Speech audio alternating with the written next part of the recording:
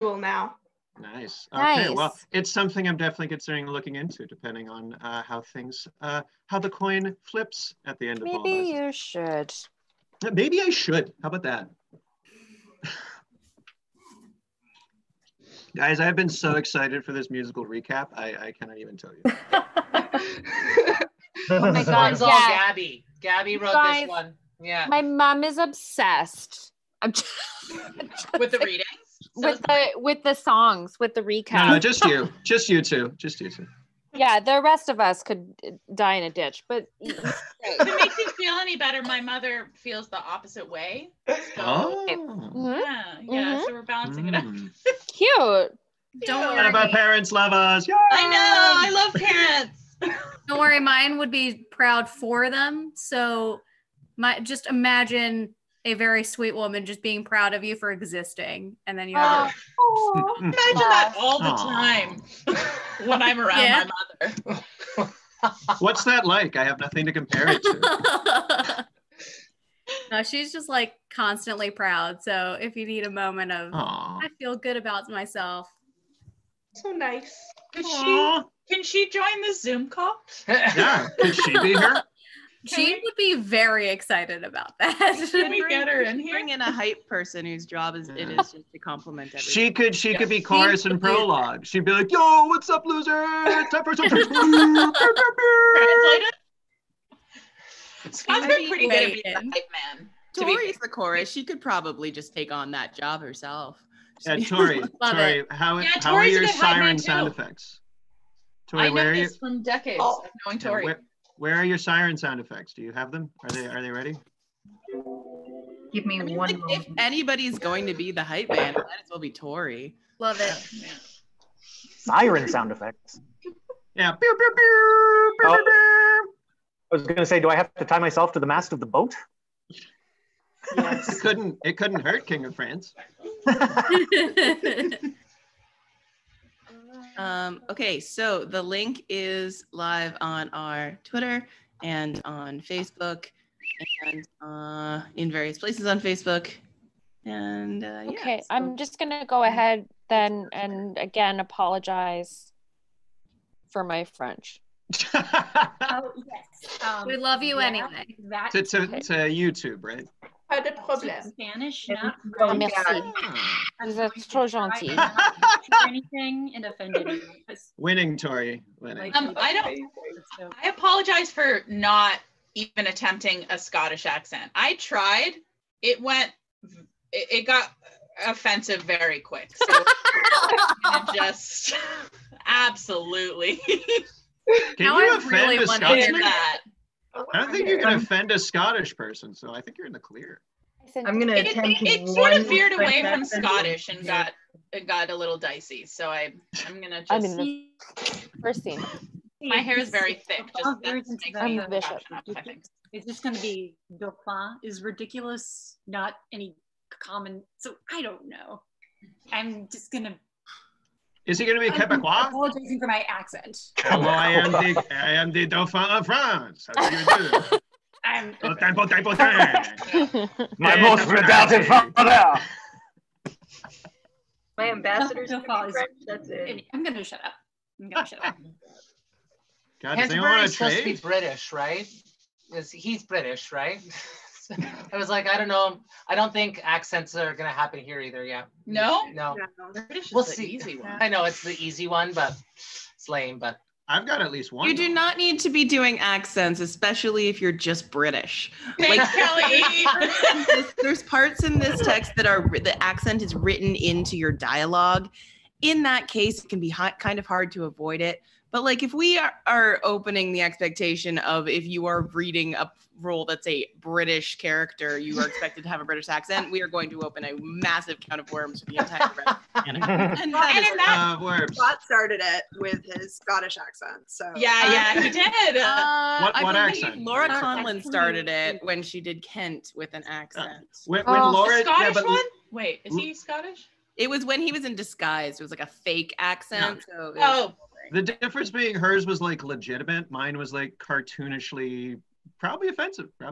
No, it was In Macbeth? excellent, and it was consistent, which is great. I had money on it not. There's a random. We don't get a lot of YouTube comments, but there is Thanks, a Mom. random comment on the Macbeth YouTube page that's just like, Ross is amazing. Listen to that accent. That was My that was mother my was friend. telling me cookies. You're all just trying to do a play. I'm like, hello there, wee lassies. Welcome to Macca's. My favorite part in that was the trees. Just everybody came together for some quality foliage there. I was so That bummed wasn't that, even like an absurd thing we did. That's what the plot of Macbeth is. I was so bummed that my The trees ghost are picture doesn't show up on YouTube. It's just my name. Oh, that was terrifying. Yeah, No, but on YouTube, no picture. It's just like Scott Carlin. I'm like, I just look like an asshole who left his camera off. But you know, fair. yeah, I may have mean, tweeted it. If the shoe fits. I'm wearing slippers, Gabby. Oh, well, sure. I should have said if the slipper fits. We are all in quarantine. Mm-hmm. So. Okay. I was telling. Oh, go ahead. Nope. You go ahead. Finish your thought, and then we'll Oh start. no, I had to wear the most quarantini shirt ever today. What does it say? I like coffee and maybe 3 people. That's excellent. That's a lie. You're a fake introvert. Okay. Whoa! She just got Hey, shots fired. I'm an But introvert. I can okay, Nicole, name your 3 people. There are more than 3 people you like on this call. That's fair. Right. So okay. Fine. Moving on. I'm offended. Okay, so quick wait, so we're on YouTube, we're recording, everything all set. Okay. So we're gonna do a quick run through of the cast. When I say your name, please both wave and say hello so that we know both your audio and your video are working. And if anyone hasn't yet, I think you've all done this before, but so you know to change your name to your character name. But you've all got it figured out. Okay. So playing the Dauphin / Salisbury is Laura Hubbard. Hello. The King of France / I don't know, Jim Hill. That's me. How are we pronouncing that? Grand Prix. Grand Prix. Okay, cool. Yep. Fluellen / Erpingham is Chris Prentice. Christopher Hello. Prentice. Chorus, First Ambassador, Constable Montjoy is Tori Urquhart. Hey. Cambridge Gower and French Soldier is Elizabeth Morris. Hello. Scroop McMorris Rambures and our musical recapper, Gabby Grace. Hi. Mistress Quickly Bedford / Jamie is Nicole Falgu. Hello. Pistol / Messenger, sorry, I can't talk today, guys, is Melissa Wright. Hi. Nim, Governor, Orleans, Queen Isabel, and Warwick is Hilary Wardinger. Hey. Gray, Bardolph, Williams, and Burgundy is Mark Crater. Hello. Boy, Bourbon, Bates, and Harold, we have Tasha Rogatsky. Oh, Tasha, I think you're on mute. Or her internet's not working. Yeah, that was just so bad. Say something for us, Tasha. Hi. Okay, well, close enough. Westmoreland, Alice, and Court is Miriam Bachman. Hello. Exeter, we have Moke Molly. Hello. Ely, Catherine, and Gloucester is Anne Van Leeuwen. Ely? Shit. Okay. Or maybe hi. Ellie. I don't know. How do you pronounce that? Bishop of... I think it's Ely. I thought it was Ely. Ely. Yeah. You knew Oh, you were fuck playing me. that part. All right. You Yep. have it written down and everything. I don't say my own name. Yeah, there you go. Canterbury, York, and our other recapper is James King. Hello. And King Henry V is Scott Garland. Hi, I'm here too. Nice to see you. Are you Okay. gonna steal this play, Scott? Yeah, he doesn't have a lot of lines. It's fine. I'm just here for you. I'm just a conscientious observer. He's here for the hijinks. Okay. He is the hijinks. Yeah. Well, Falstaff's gone. We need someone for it now. Yeah, Spoilers. Tash, don't worry too much about your internet. If we can't hear you when your lines come up, we'll just, figure it out as we go. Okay, so if everybody's ready to get started, let's open with our musical recap.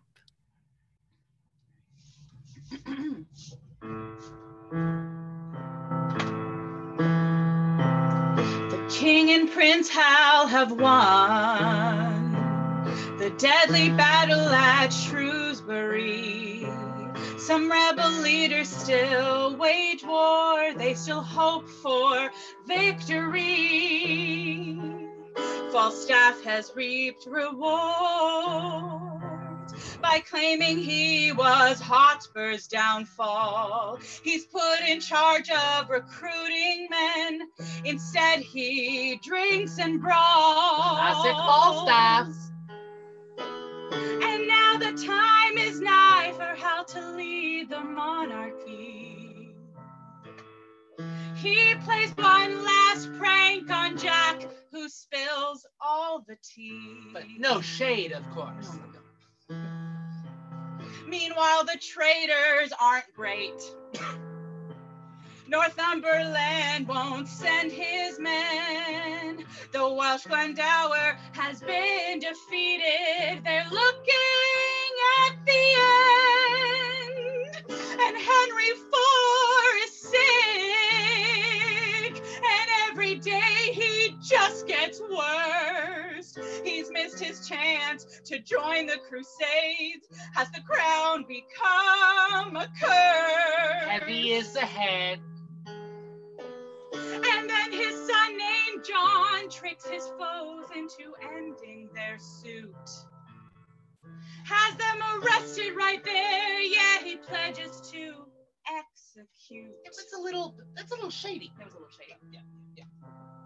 But now the king lays dying, and he's concerned about the heir to the throne.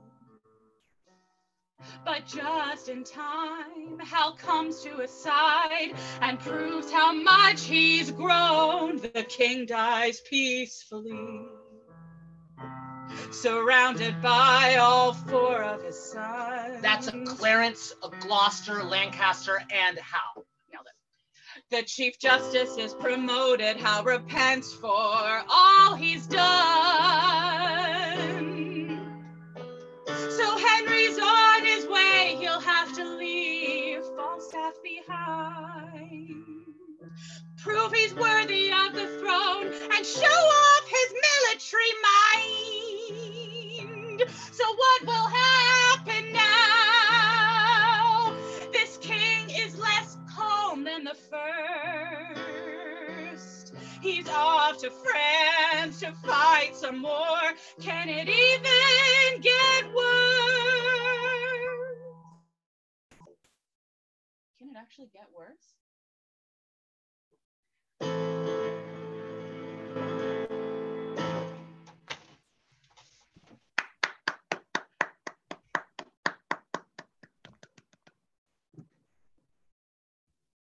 Beautiful. All right. Henry V, Act 1, Prologue, enter chorus. Yes.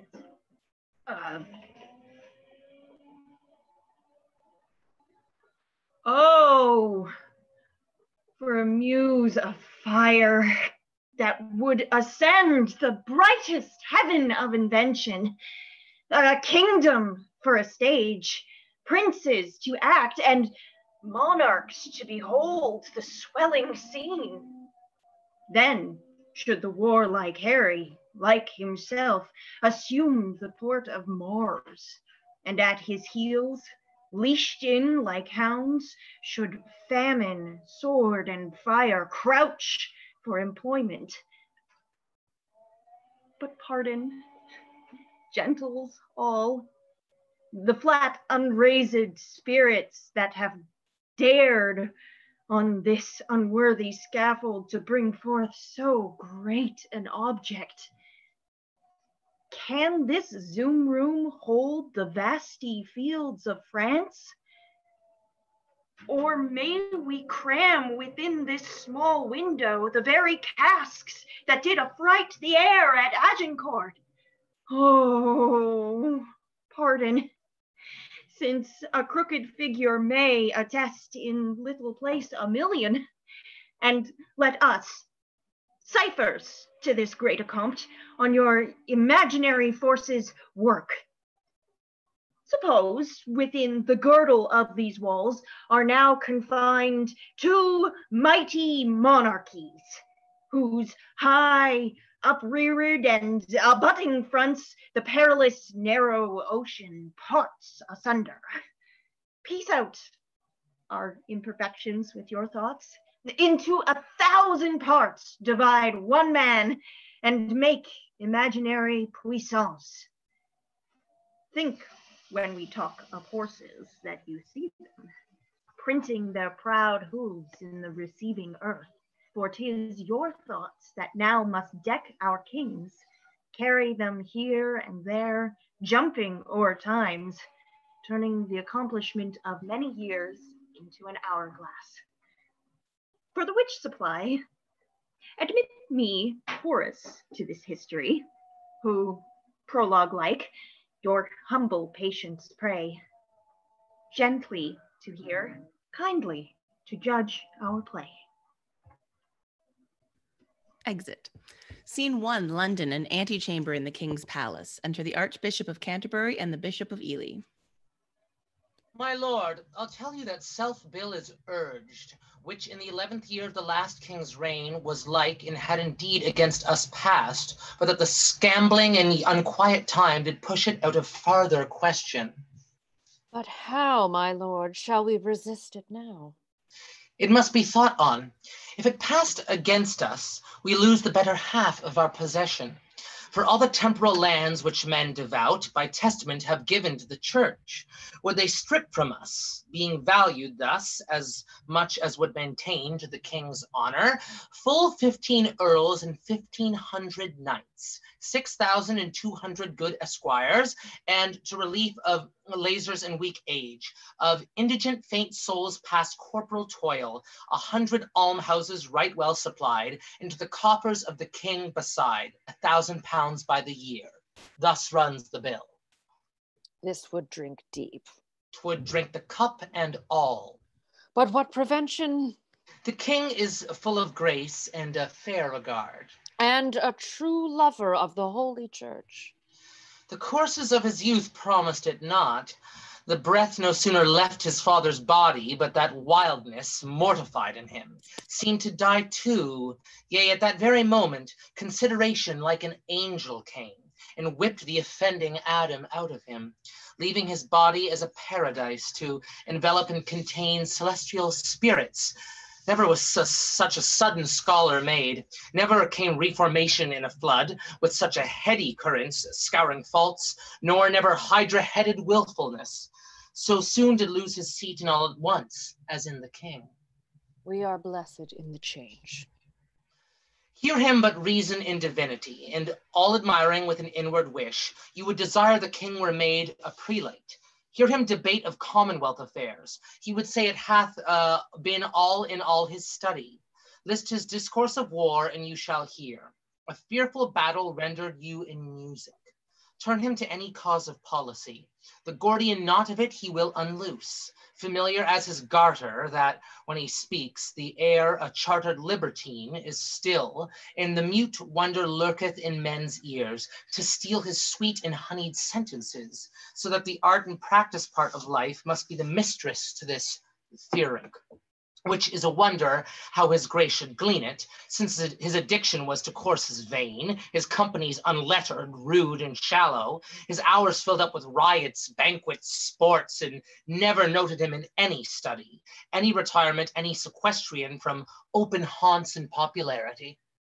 The strawberry grows underneath the nettle, and wholesome berries thrive and ripen best, neighbored by fruit of baser quality.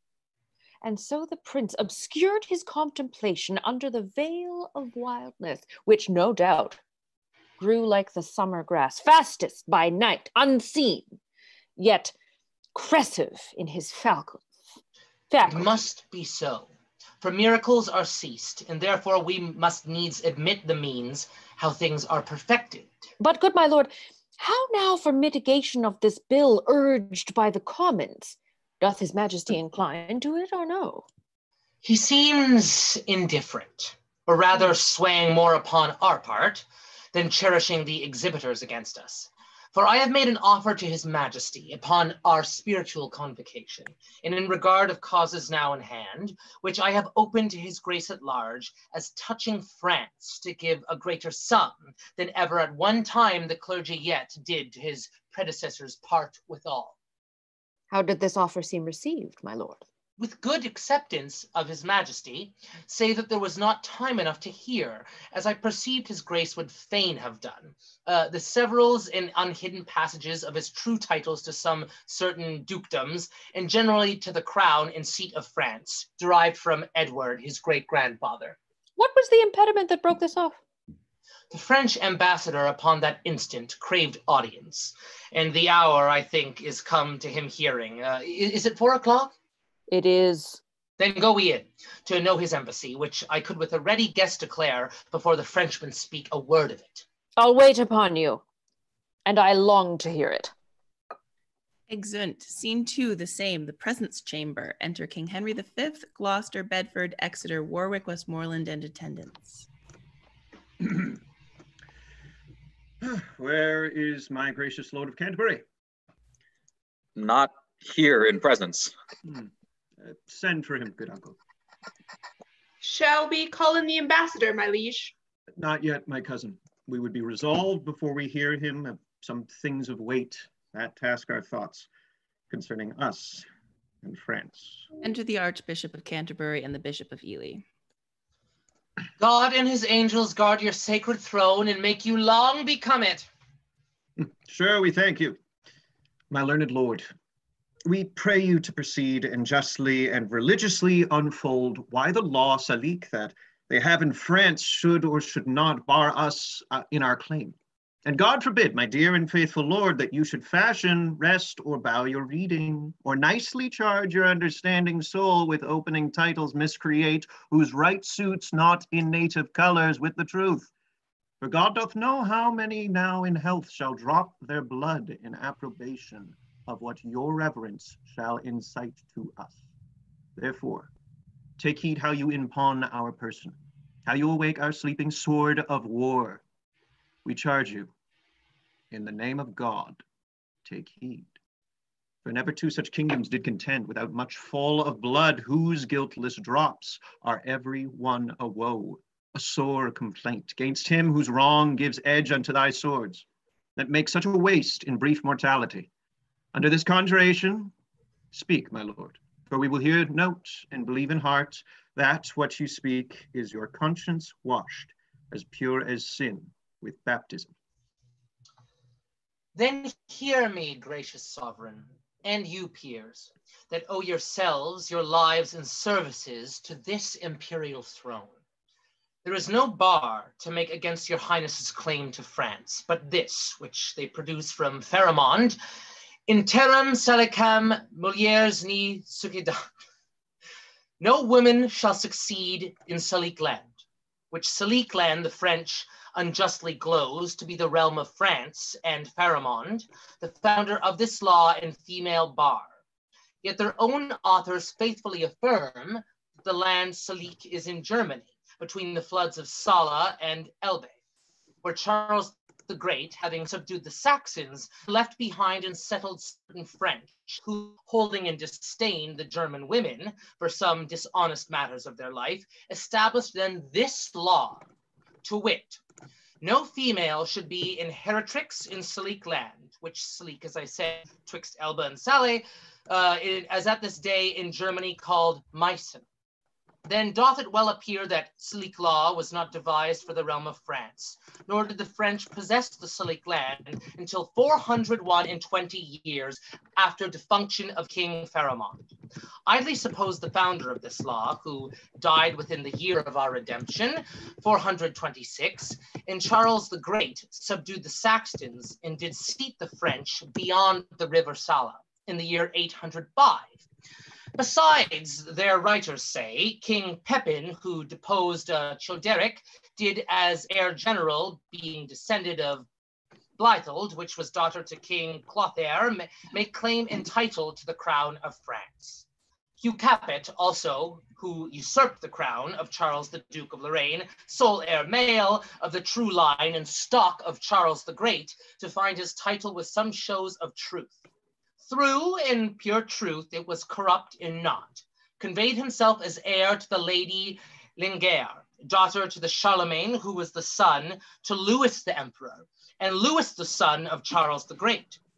Also, King Louis X, who was sole heir to the Super Capet, could not keep quiet in his conscience, wearing the crown of France, till satisfied that fair Queen Isabel, his grandmother, was lineal of the Lady Ermengarde, daughter to Charles, the foresaid Duke of Lorraine. By the which marriage the line of Charles the Great was reunited to the crown of France, so that, as clear as in the summer's sun, King Pepin's title in Hugh Capet's claim, King Louis his satisfaction, all appear to hold in right in title of the female. So do the kings of France unto this day, howbeit they would hold up this Salique law to bar your highness claiming from the female, and rather choose to hide them in a net than amply to embar their crooked titles usurped from you and your progenitors. Everyone got that? May I, with right and conscience, make this claim? The sin upon my head, dread sovereign. For in the book of Numbers is it writ, when the man dies, let the inheritance descend unto the daughter. Gracious Lord, stand for your own, unwind your bloody flag, look back unto your mighty ancestors. Go, my dread Lord, to your great-grandsire's tomb, from whom you claim, invoke his warlike spirit, and your great uncles, Edward the Black Prince, who on the French ground played a tragedy, making defeat on the full power of France, whilst his most mighty father on a hill stood smiling to behold his lion's whelp forage in blood of French nobility. O noble English that could entertain with half their forces the full pride of France, and let another's half stand laughing by, all out of work and cold for action. Awake, remembrance of these valiant dead, and with your puissant arm renew their feats. You are their heir. You sit upon their throne. The blood and courage that renowned them runs in your veins, and my thrice puissant liege is in the very May morn of his youth, ripe for exploits and mighty enterprises. Your brother kings and monarchs of the earth do all expect that you should rouse yourself, as did the former lions of your blood.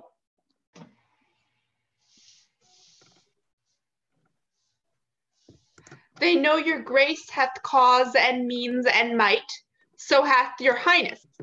Never king of England had nobles richer and more loyal subjects whose hearts have left their bodies here in England and lie pavilioned in the fields of France.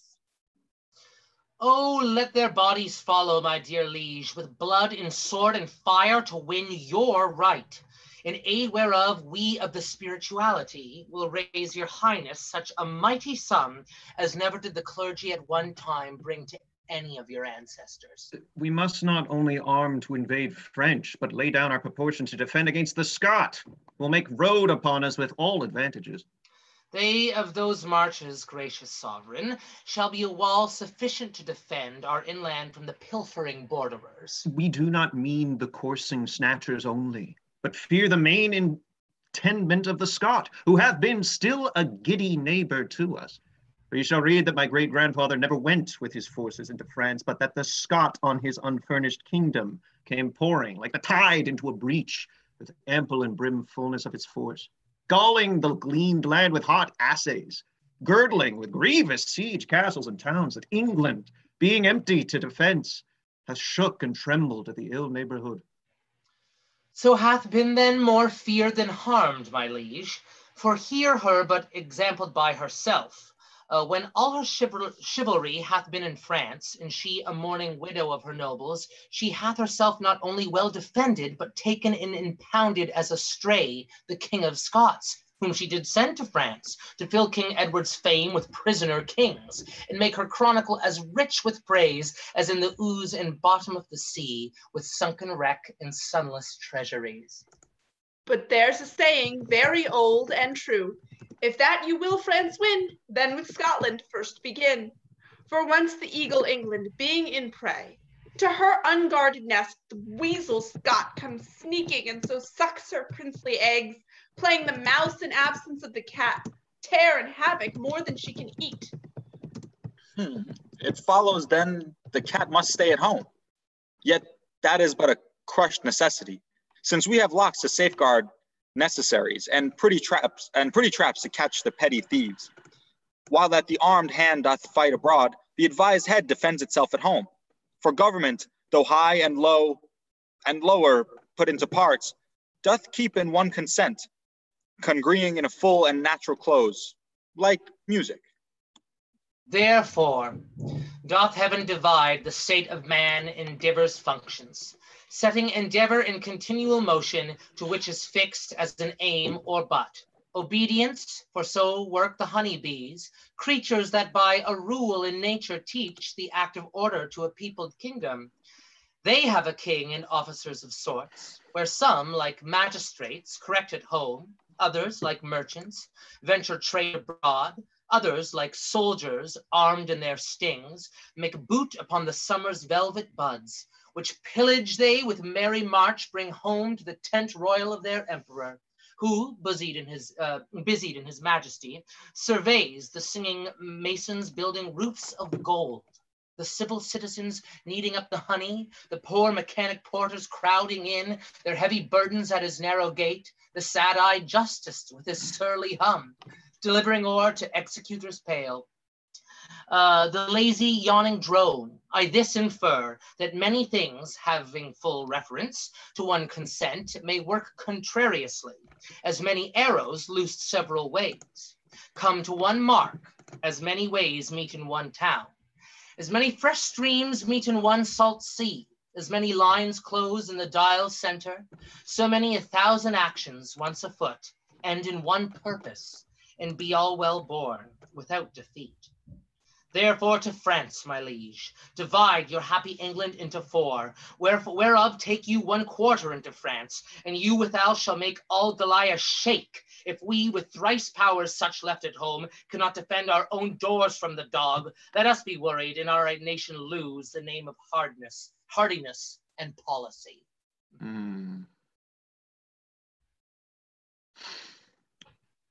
Call in the messengers sent from the Dauphin. Exit some attendants. Now are we well resolved, and by God, help, and yours, the noble sinews of our power, France being ours, will bend it to our awe, or break it to all pieces.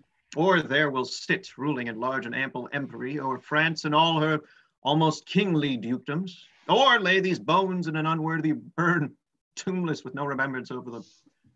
Either our history shall with full mouth speak freely of our acts, or else our grave, like Turkish mute, shall have a tongueless mouth, not worshipped with a waxen epitaph. Enter ambassadors of France. Now are we well prepared to know the pleasure of our fair cousin, Dauphin, for we hear your greeting is from him, not from the king. May it please your majesty to give us leave freely to render what we have in charge, or shall we sparingly show you far off the Dauphin's meaning and our embassy? We are no tyrant, but a Christian king, unto whose grace our passion is as subject as our wretches fettered in our prisons. Therefore, with frank and with uncurbed plainness, tell us the Dauphin's mind. Thus then, if your highness, lately sending into France, did claim some certain dukedoms in the right of your great predecessor, King Edward III.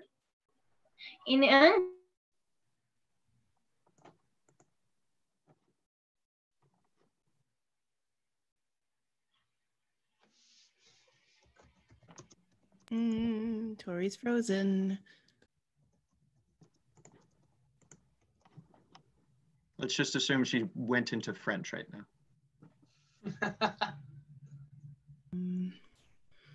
Yeah, I guess Scott maybe pick up at You the end. cannot revel into dukedom there.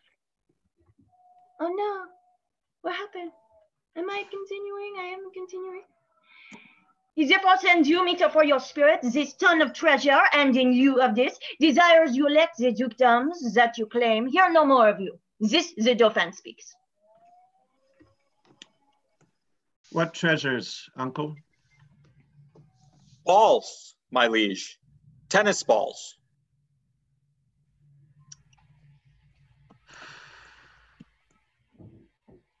We are glad the Dauphin is so pleasant with us. His present and your pains we thank you for. When we have marched our rackets to these balls, we will, in France, by God's grace, play a set, shall strike his father's crown into the hazard.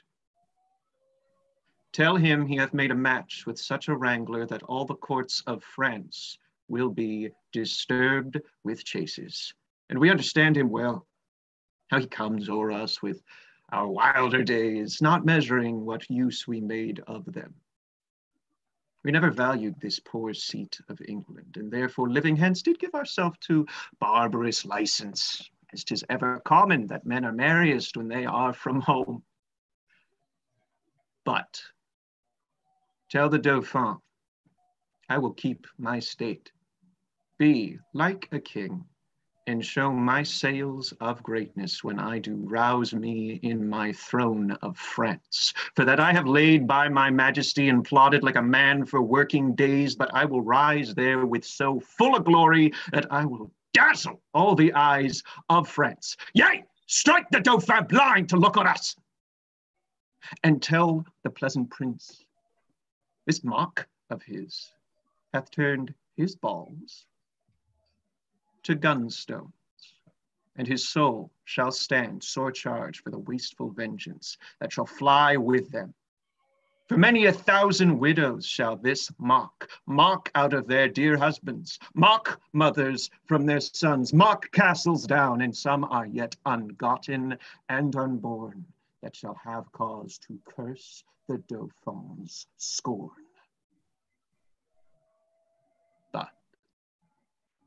This lies all within the will of God, to whom I do appeal, and in whose name tell you the Dauphin, I am coming on, to venge me as I may, and to put forth my rightful hand in a well-hollowed cause. So get you hence, in peace, and tell the Dauphin his jest will savor but of shallow wit. When thousands weep, more than did laugh at it. Convey them with safe conduct. Fare you well. Exeunt ambassadors. This was a merry message. We hope to make the sender blush at it. Therefore, lords, omit no happy hour that may give furtherance to our expedition. For we have now no thought in us but France. Save those to God that run before our business. Therefore, let our proportions for these wars be soon collected and all things thought upon, that may with reasonable swiftness add more feathers to our wings. For God before will chide this Dauphin at his father's door. Therefore, let every man now task his thought, that this fair action may on foot be brought. Exeunt flourish. Act 2, prologue, enter chorus. Now all the youth of England are on fire, and silken dalliance in the wardrobe lies. Now thrive the armorers, and honor's thought reigns solely in the breast of every man. They sell the pasture now to buy the horse, following the mirror of all Christian kings, with winged heels as English Mercuries, for now sits expectation in the air, and hides a sword from hilts unto the point with crowns imperial, crowns and coronets promised to Henry and his followers. The French, advised by good intelligence of this most dreadful preparation, shake in their fear with pale policy, seek to divert the English purposes. Oh, England, model to thy inward greatness. Like little body with a mighty heart, what mightst thou do that honor would thee do, were all thy children kind and natural? But see thy fault.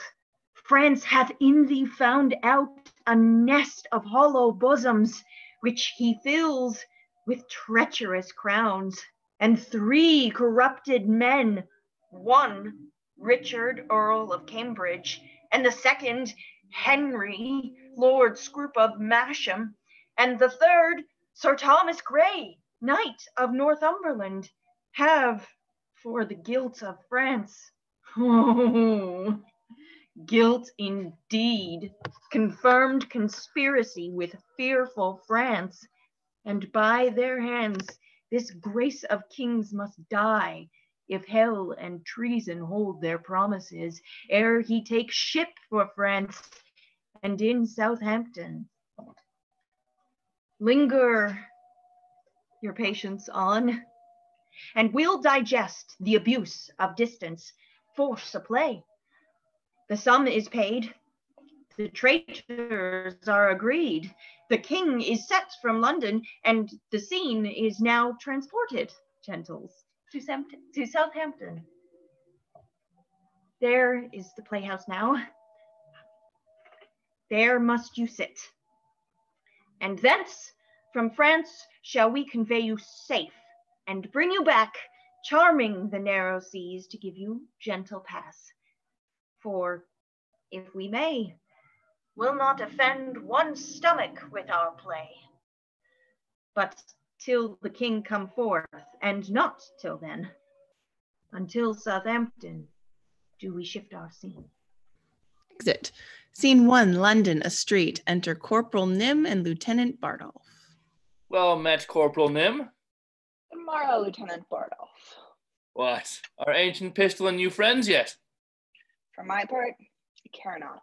I say little, but when time shall serve, there shall be smiles. But that shall be it as it may. I dare not fight, but I will wink and hold out mine iron. It is a simple one, but what though? It will toast cheese, and it will endure cold as another man's sword will, and there's an end. I will bestow a breakfast to make you friends, and we'll be all 3 sworn brothers to France. Let it be so, good Corporal Nym. Faith, I will live so long as I may, that's the certain of it. But when I cannot live any longer, I will do as I may. That is my rest. That is the rendezvous of it.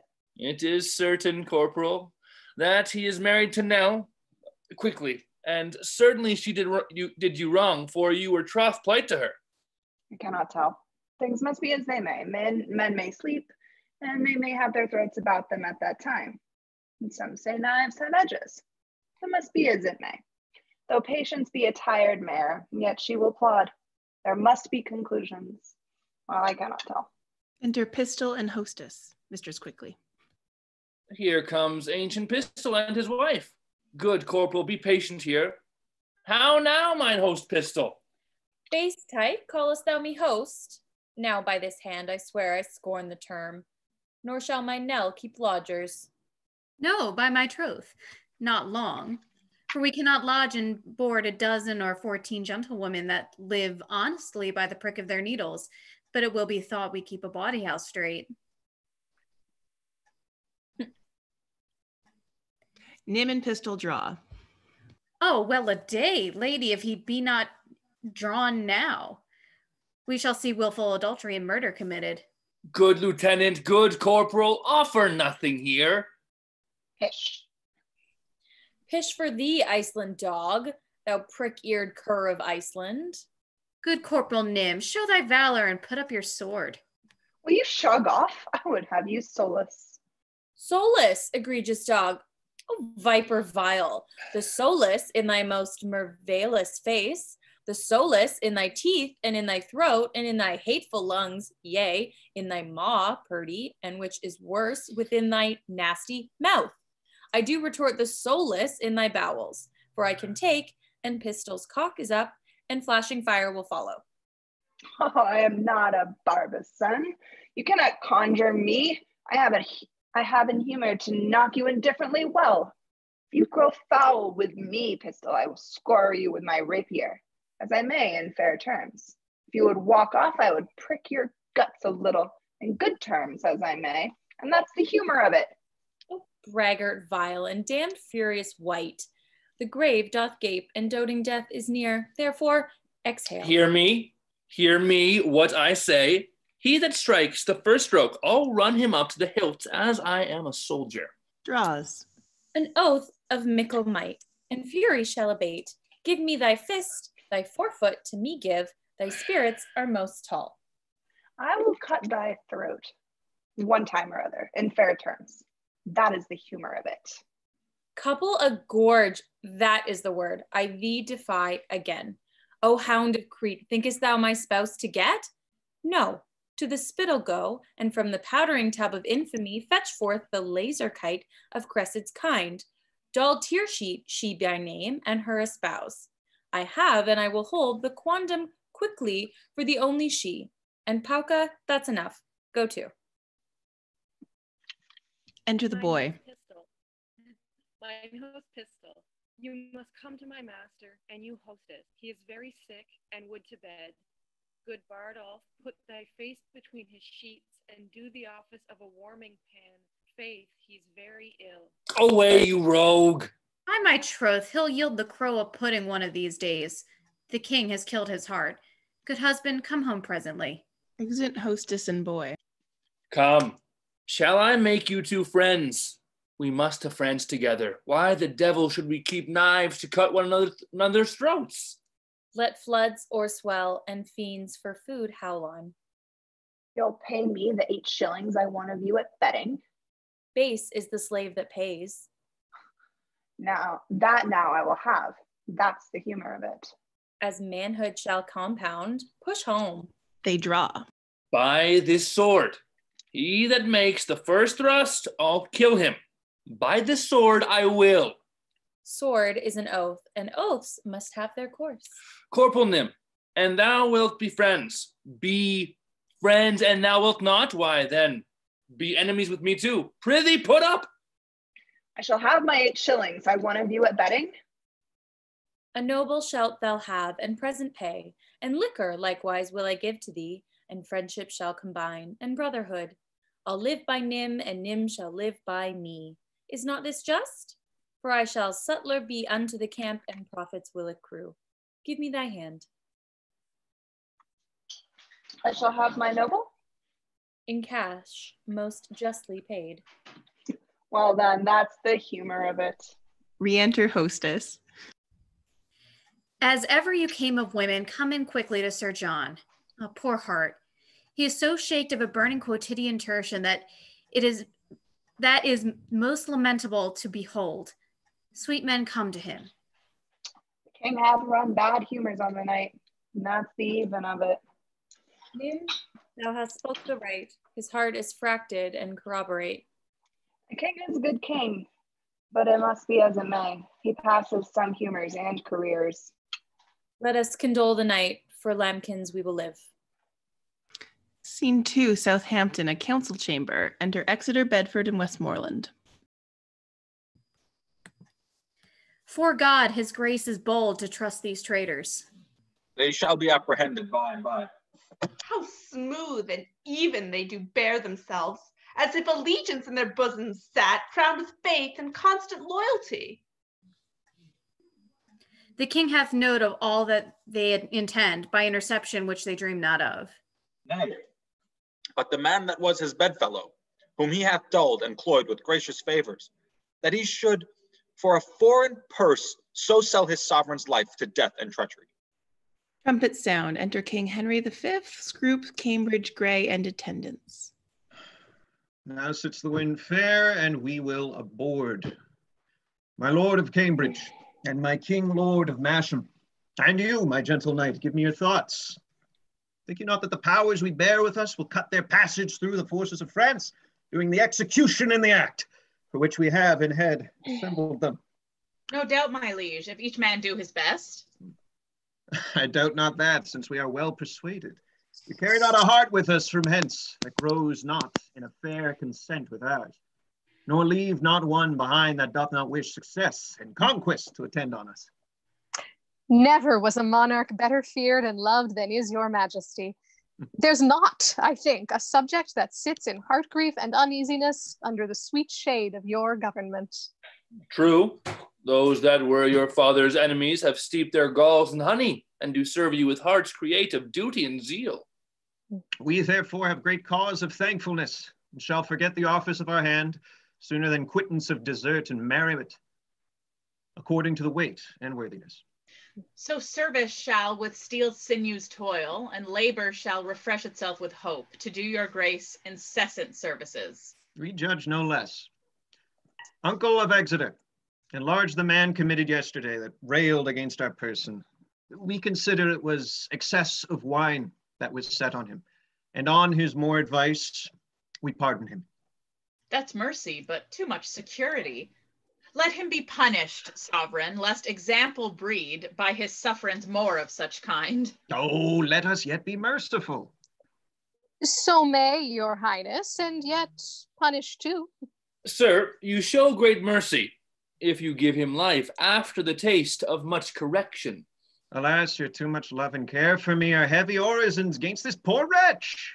If little faults proceeding on distemper shall not be winked at, how shall we stretch our eye then when capital crimes, chewed, swallowed, and digested, appear before us?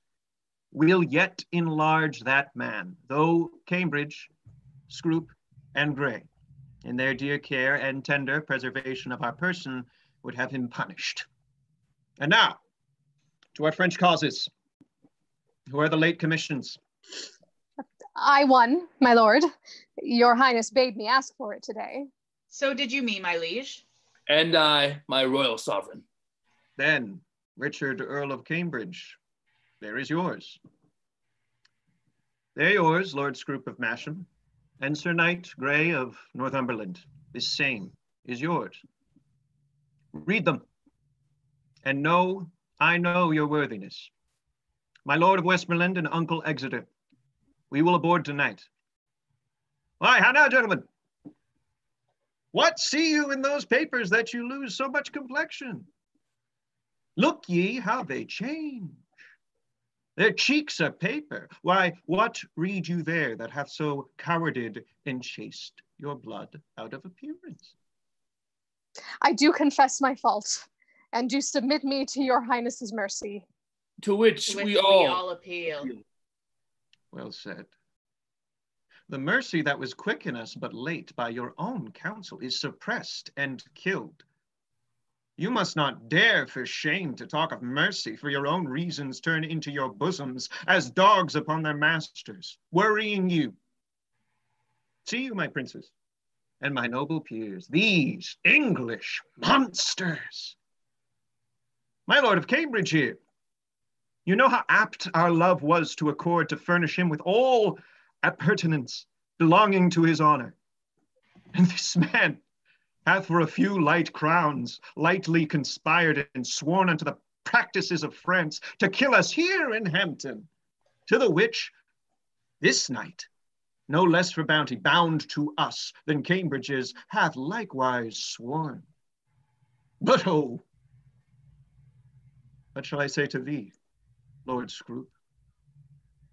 Thou cruel, ingrateful, savage, and inhuman creature! Thou that didst bear the key of all my counsels, that knewest the very bottom of my soul, that almost mightst have coined me into gold, wouldst thou have practiced on me for thy use? May it be possible that foreign hire could cut out of thee exact one spark of evil that might annoy my finger? 'Tis so strange that though the truth of it stands off as gross as black and white, my eye will scarcely see it. Treason and murder ever kept together, as two yoke devils sworn to either purpose. working so grossly in a natural cause that admiration did not whoop at them.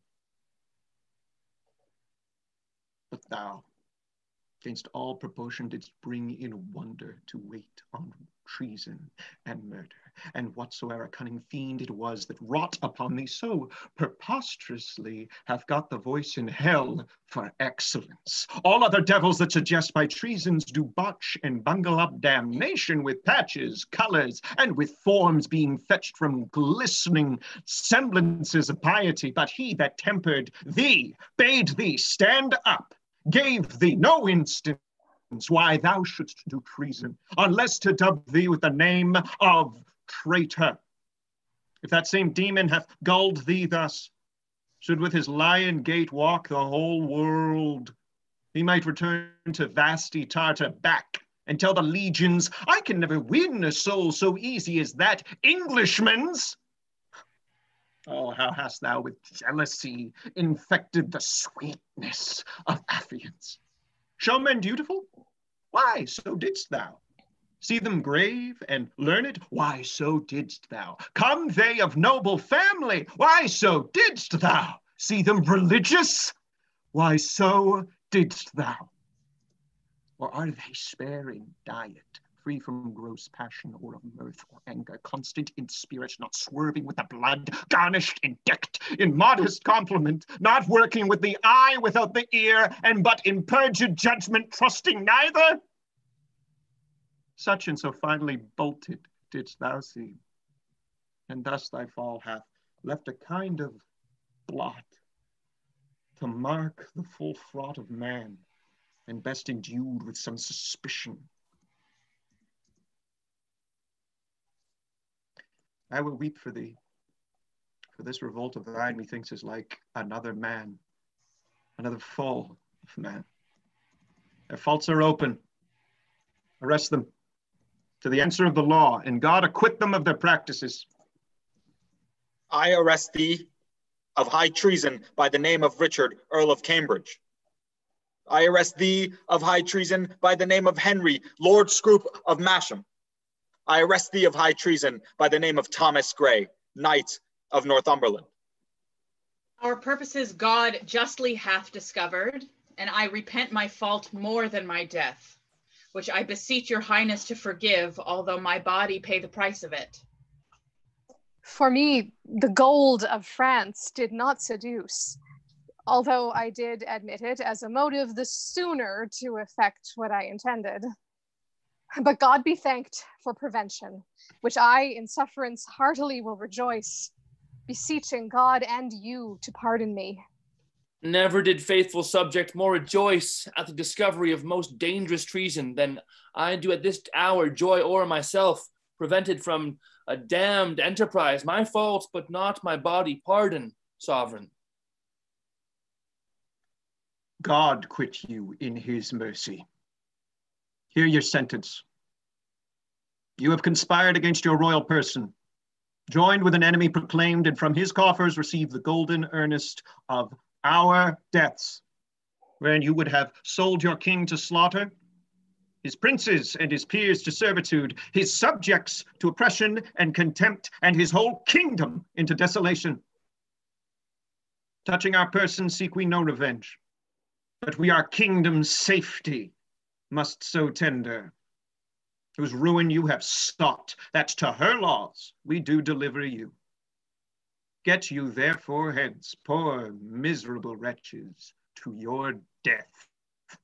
The taste whereof God of his mercy give you patience to endure, and true repentance of all your... Bear them hence. Exit Cambridge, Scroop, and Grey, guarded.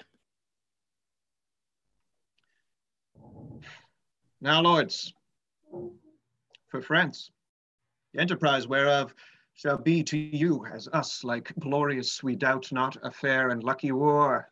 Since God so graciously hath brought to light this dangerous treason lurking in our way, to hinder our beginnings, we doubt not now, but every rub is smoothed on our way. Then forth, dear countrymen, let us deliver our puissant into the hand of God, putting it straight in expedition. Cheerly to see the signs of war advance, No king of England, if not king of France. Excellent. Scene 3, London before a tavern. Enter Pistol, Hostess, Nym, Bardolph, and Boy. Prithee, honey, sweet husband, let me bring thee to Staines. No, for my manly heart doth yearn. Bardolph, be blithe. Nym, rouse thy vaunting veins.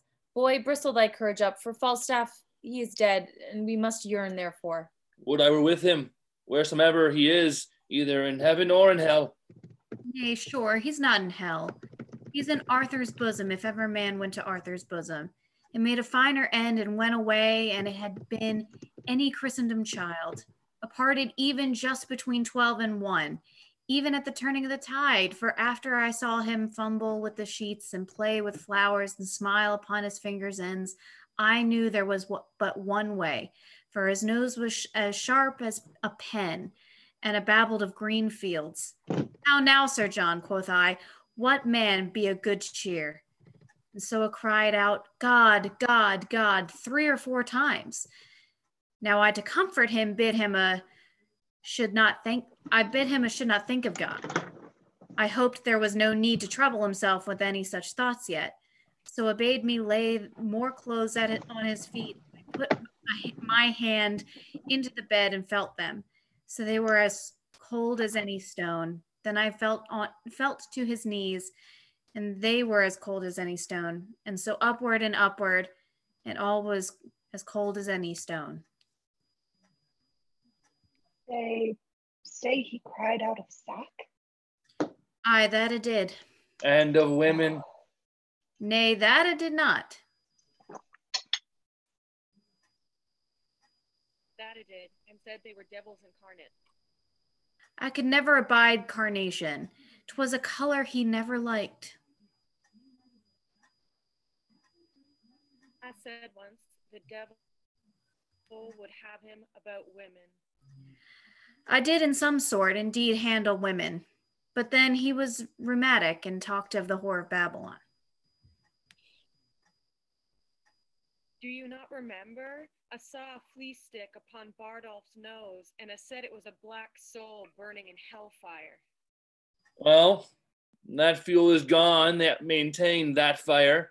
That's all the riches I got in his service. Shall we shod? The king will be gone from Southampton.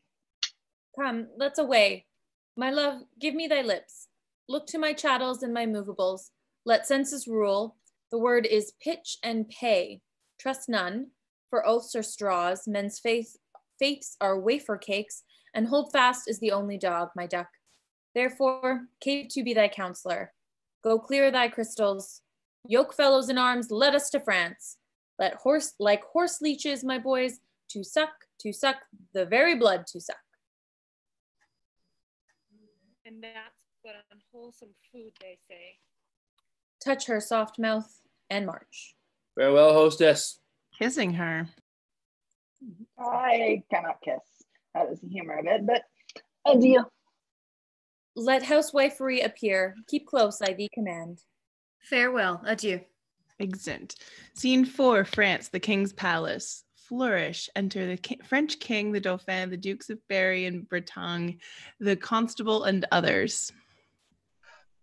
Thus comes the English with full power upon us, and more than carefully it us concerns to answer royally in our defenses. Therefore, the Dukes of Berry and of Bretagne, of Brabant and of Orleans shall make forth, and you, Prince Dauphin, with all swift dispatch, to line and new repair our towns of war with men of courage and with means defendant. For England his approaches makes as fierce as waters to the sucking of a gulf.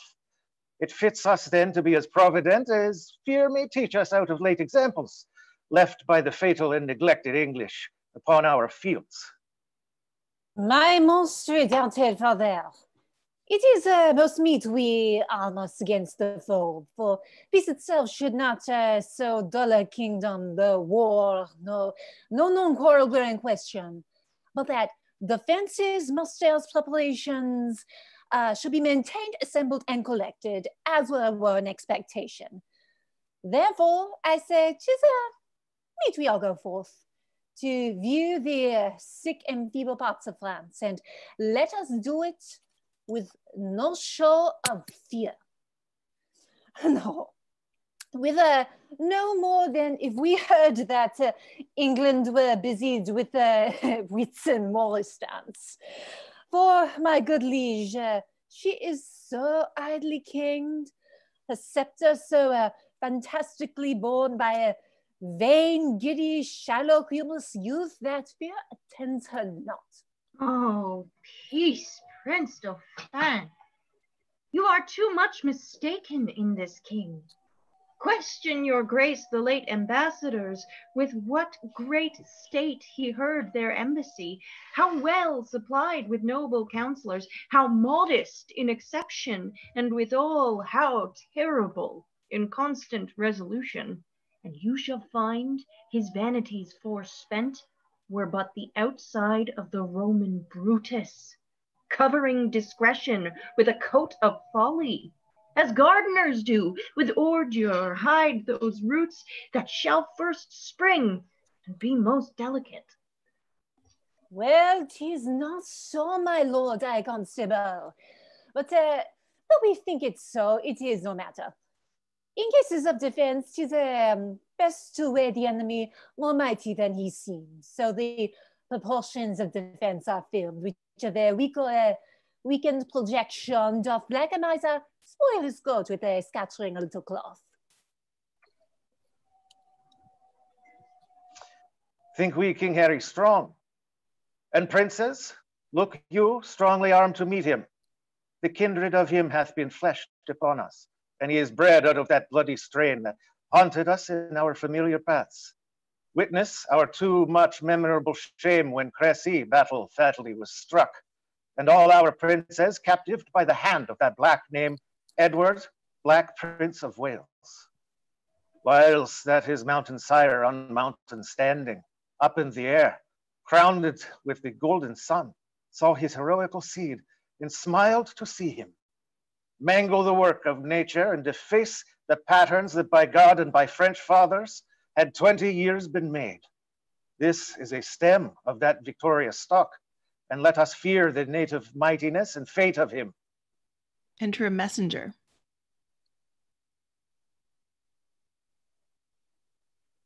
Ambassadors from Harry, King of England, do crave admittance to your majesty. We'll give them present audience. Go and bring them. Exeunt messenger and certain lords. You see, this chase is hotly followed, friends. Turn head and stop pursuit, for coward dogs must spend their months when what they seem to threaten runs far before them. Good my sovereign, take up the English short and let them know of what a monarchy you are the head. Self-love, my liege, is not so vile a sin as self-neglecting. Re-enter lords with Exeter in train. From our brother England? From him. And thus he greets your majesty. He wills you, in the name of God Almighty, that you divest yourself and lay apart the borrowed glories that by gift of heaven, by law of nature and of nations, belong to him and to his heirs, namely, the crown, and all wide-stretched honors that pertain by custom and the ordinance of times upon the crown of France. That you may know, 'tis no sinister nor no awkward claim, picked from the wormholes of long-vanished days, nor from the dust of old oblivion raked. He sends you this most memorable line, in every branch truly demonstrative, willing to overlook this pedigree. And when you find him evenly derived from his most famed of famous ancestors, Edward III, he bids you then resign your crown and kingdom, indirectly held from him the native and true challenger. Or else what follows? Bloody constraint. For if you hide the crown, even in your hearts, there will he rake for it. Therefore, in fierce tempest is he coming, in thunder and an earthquake, like a Jove, that if requiring fail, he will compel, and bids you, in the bowels of the Lord, deliver up the crown, and to take mercy on the poor souls for whom this hungry war opens his vasty jaws. And on your head, turning the widow's tears, the orphan's cries, the dead men's blood, the pining maiden's groans, for husbands, fathers, and betrothed lovers that shall be swallowed in this controversy. This is his claim, his threatening, and my message. Unless the Dauphin be in presence here, to whom expressly I bring greeting too. For us, we will consider of this further. Tomorrow shall you bear our full intent back to our brother England. For the Dauphin, I stand here for him. What to him from England? Scorn and defiance, slight regard, contempt, and anything that may not misbecome the mighty sender doth he prize you at. Thus says my king, and if your father's highness do not, in grant all demands at large, sweeten the bitter mock you sent his majesty. He'll call you to so hot an answer of it, that caves and woomy voltages of France shall chide your trespass and return your mock in second accent of his ordinance. Say, if my father render fair return, it is against my will. For I desire nothing but odds with England. To that end, as matching to his youth and vanity, did I present him with the Paris balls. He'll make your Paris Louvre shake for it. We're at the mistress court of mighty Europe, and be assured you'll find a difference, as we, his subjects, have in wonder found between the promise of his greener days and these he masters now. Now he weighs time even to the utmost grain, that you shall read in your own losses if he stay in France. Tomorrow shall you know our mind at full. Dispatch us with all speed, lest that our king come here himself to question our delay, for he is footed in this land already. You shall be soon dispatched with fair conditions. A night is but small breath and little pause to answer matters of this consequence. Flourish, exeunt. Act 3, prologue, enter chorus.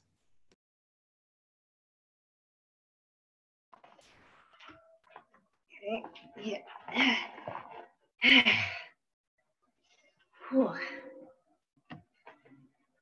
Thus, with imagined wing, our swift sea flies in motion of no less celerity than that of thought.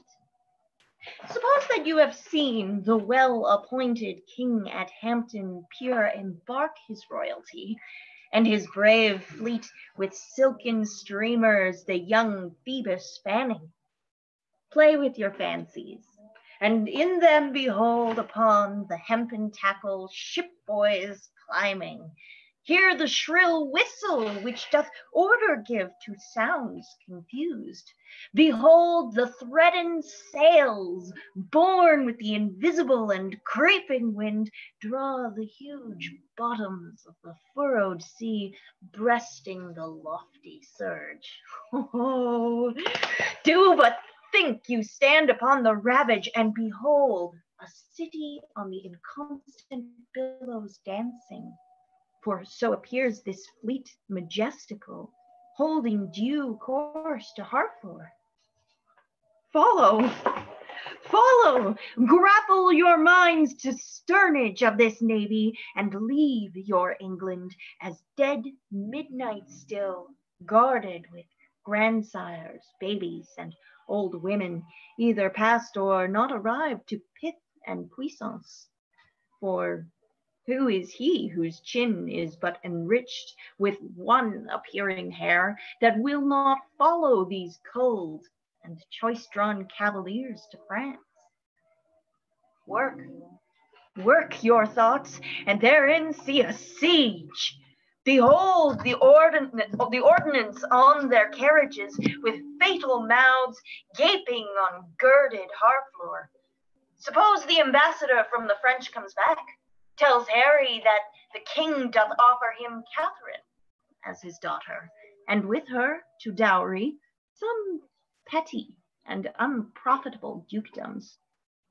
The offer likes not, and the nimble gunner with linstock now the devilish cannon touches.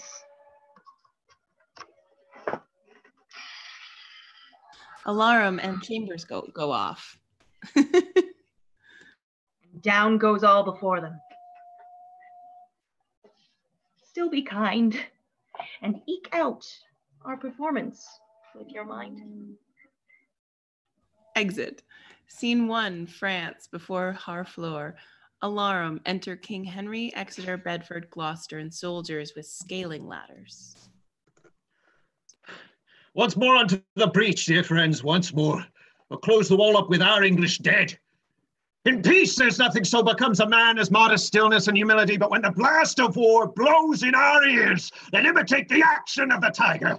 Stiffen the sinews, summon up the blood, disguise fair nature with hard, favored rage, and lend the eye a terrible aspect. Let pry through the portage of the head like a brass cannon. Let the brow o'erwhelm it, as fearfully as doth a gallant rock, o'erhang and jutty his confounded base, swilled in with the wild and wasteful ocean. Now set the teeth, and stretch the nostril wide, hold hard the breath, and bend up every spirit to his full height. On! On, you noblest English, whose blood is sucked from the fathers of war proof! Eh? Fathers that, like so many Alexanders, have in these parts from morn till even fought, and sheathed their swords for lack of argument. Disorder not your mothers. Now attest that those whom you called fathers did beget you. Be copy now to men of grosser blood, and teach them how to war. And you, good yeomen, whose limbs were made in England, show us here the medal of your pasture. Let us swear that you are worth your breeding, which I doubt not. There is none of you so mean and base, and hath not noble lustre in your eyes. I see you stand like greyhounds in the slips, straining upon the start. The game's afoot. Follow your spirit, and upon this charge, cry, God for Harry, England, and St. George! Exeunt. Alarum and chambers go off. Scene 2, the same. Enter Nym, Bardolph, Pistol, and Boy. On! To the breach! To the breach! Crazy Corporal, stay. The knocks are too hot, and for my own part, have not a case of lives. The humor of it is too hot, and it's the very plain song of it. The plain song is most just, for humor to abound. Knocks go and come, God's vassals drop and die, and sword and shield in bloody field doth win immortal fame. Would I were in an alehouse in London, I would give all my fame for a pot of ale and safety. And I, if wishes would prevail with me, my purposes should not fail with me, and thither would I hie. As duly, but not as truly, as bird doth sing on bough. Enter Fluellen. Up to the breach, you dogs! Avaunt, you cullions! Driving them forward. Be merciful, great Duke, to men of mold. Abate thy rage, abate thy manly rage. Abate thy rage, great Duke. Good Bawcock, bate thy rage. Use lenity, sweet Chuck. These be good humors. Your honor wins bad humors. Exeunt all but Boy, who's going to speak very loudly.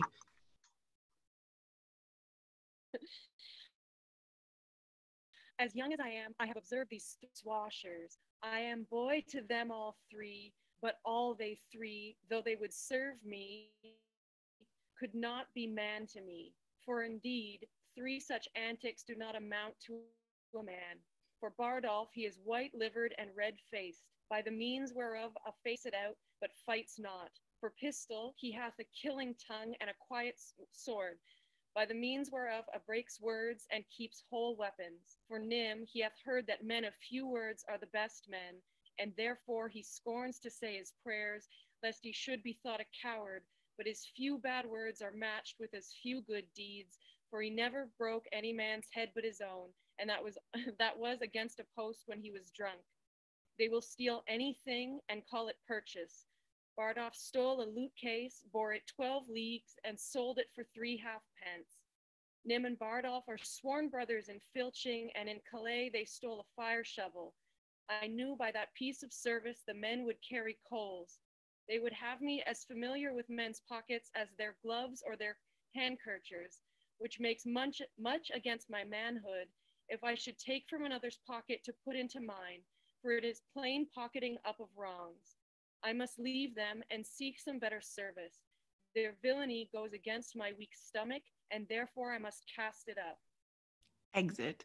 Re-enter Fluellen, Gower following. Captain Fluellen, you must come presently to the mines. The Duke of Gloucester would speak with you. To the mines? Tell you the Duke, it is not so good to come to the mines. For look you, the mines is not according to the disciplines of the war. The cavities of it is not sufficient. For look you, the adversary, you may say, discuss unto the Duke, look you, is digged himself 4 yards under the countermines. By Jesu, I think I will plough up all, if there is not better direction. The Duke of Gloucester, to whom the order of the siege is given, is altogether directed by an Irishman, a very valiant gentleman of faith. It is Captain MacMorris, is it not? I think it be. By Jesu, he is an ass as in the world.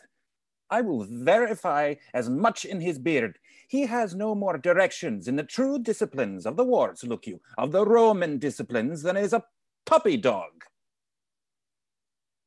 Enter MacMorris and Captain Jamie. Jamie? Here it comes. And the Scots captain, Captain Jamie, with him.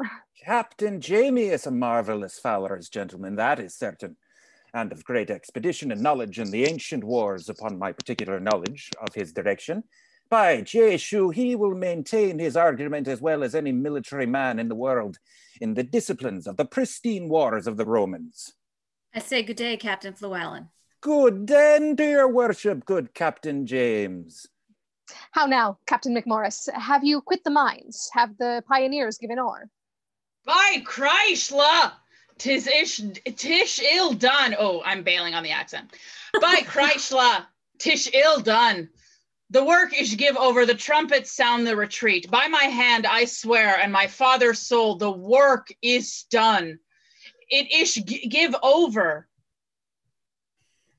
I would have blowed up the town, so Christ save me, law, in an hour. Oh, tish ill done, by my hand, tish ill done.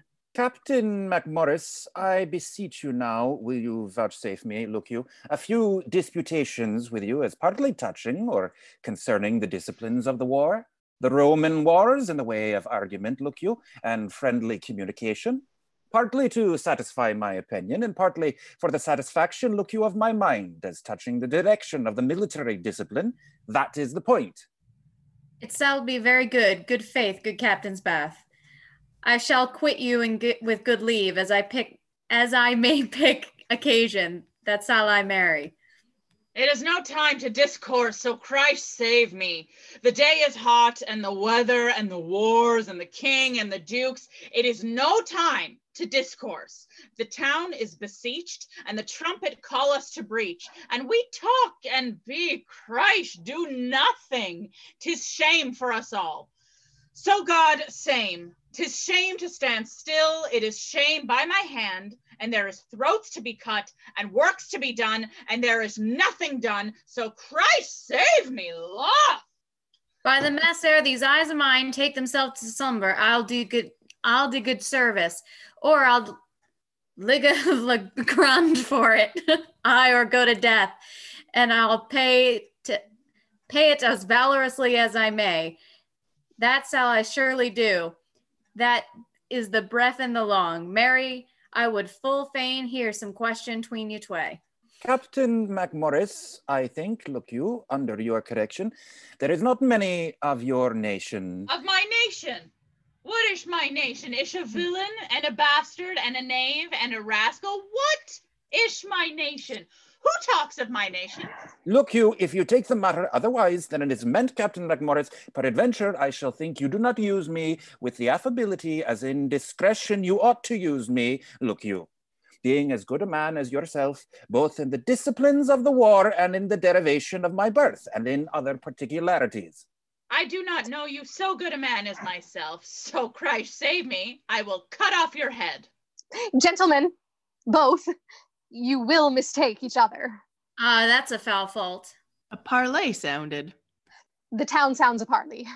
Captain MacMorris, when there is more better opportunity to be required, look you, I will be so bold as to tell you I know the disciplines of war, and there is an end. Exeunt. Scene 3, the same, before the gates. The governor and some citizens on the walls. The English forces below. Enter King Henry and his train. How yet resolves the governor of the town? This is the latest parley we will admit, therefore to our best mercy, give yourselves, or like to men proud of destruction, defy us to our worst. For as I am a soldier, a name that is my thoughts becomes me best. If I begin the battery once again, I will not leave the half-achieved Harfleur till in her ashes she lie buried. The gates of mercy shall be all shut up, and the fleshed soldier rough and hard of heart in liberty of bloody hand shall rage, with conscience white as hell, knowing like grass your fresh fair virgins and your flowering infants. What is it then to me if impious war arrayed in flames, like to the prince of fiends, do with his smirched complexion all fell feet, and linked to waste and desolation? What is't to me when you yourselves are cause, if your pure maidens fall into the hand of hot, enforcing violation? What reign can hold licentious wickedness when down the hill he holds his fierce career? We may, as bootless, spend our vain command upon the enraged soldiers in their spoil as send precepts to the Leviathan to come ashore. Therefore, you men of Harfleur, take pity of your town and of your people, whiles yet my soldiers are in my command. Whiles yet the cool and distemper winds of grace o'erblows the filthy and contagious clouds of petty murder, spoil, and villainy.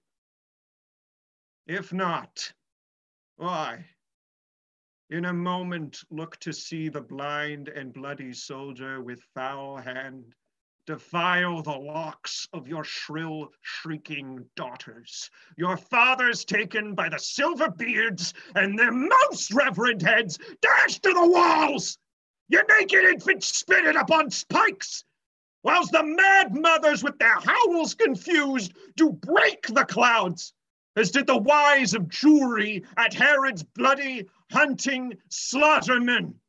What say you? Will you yield and avoid, or guilty in defense be thus destroyed? Our expectation hath this day an end.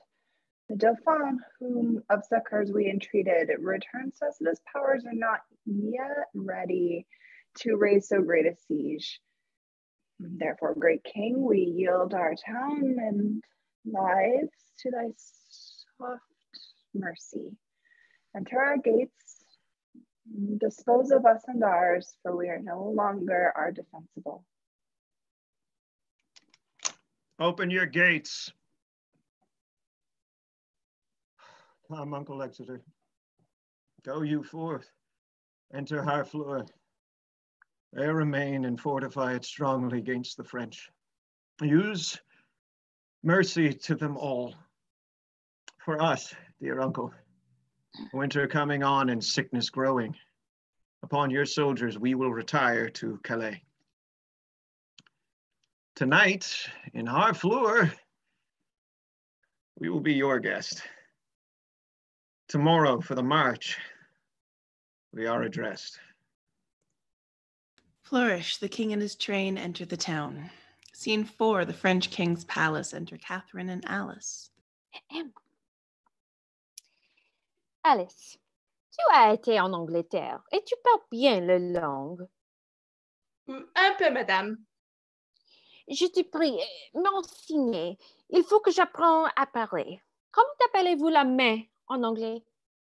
La main, elle est appelée the hand. the hand. Et les doigts?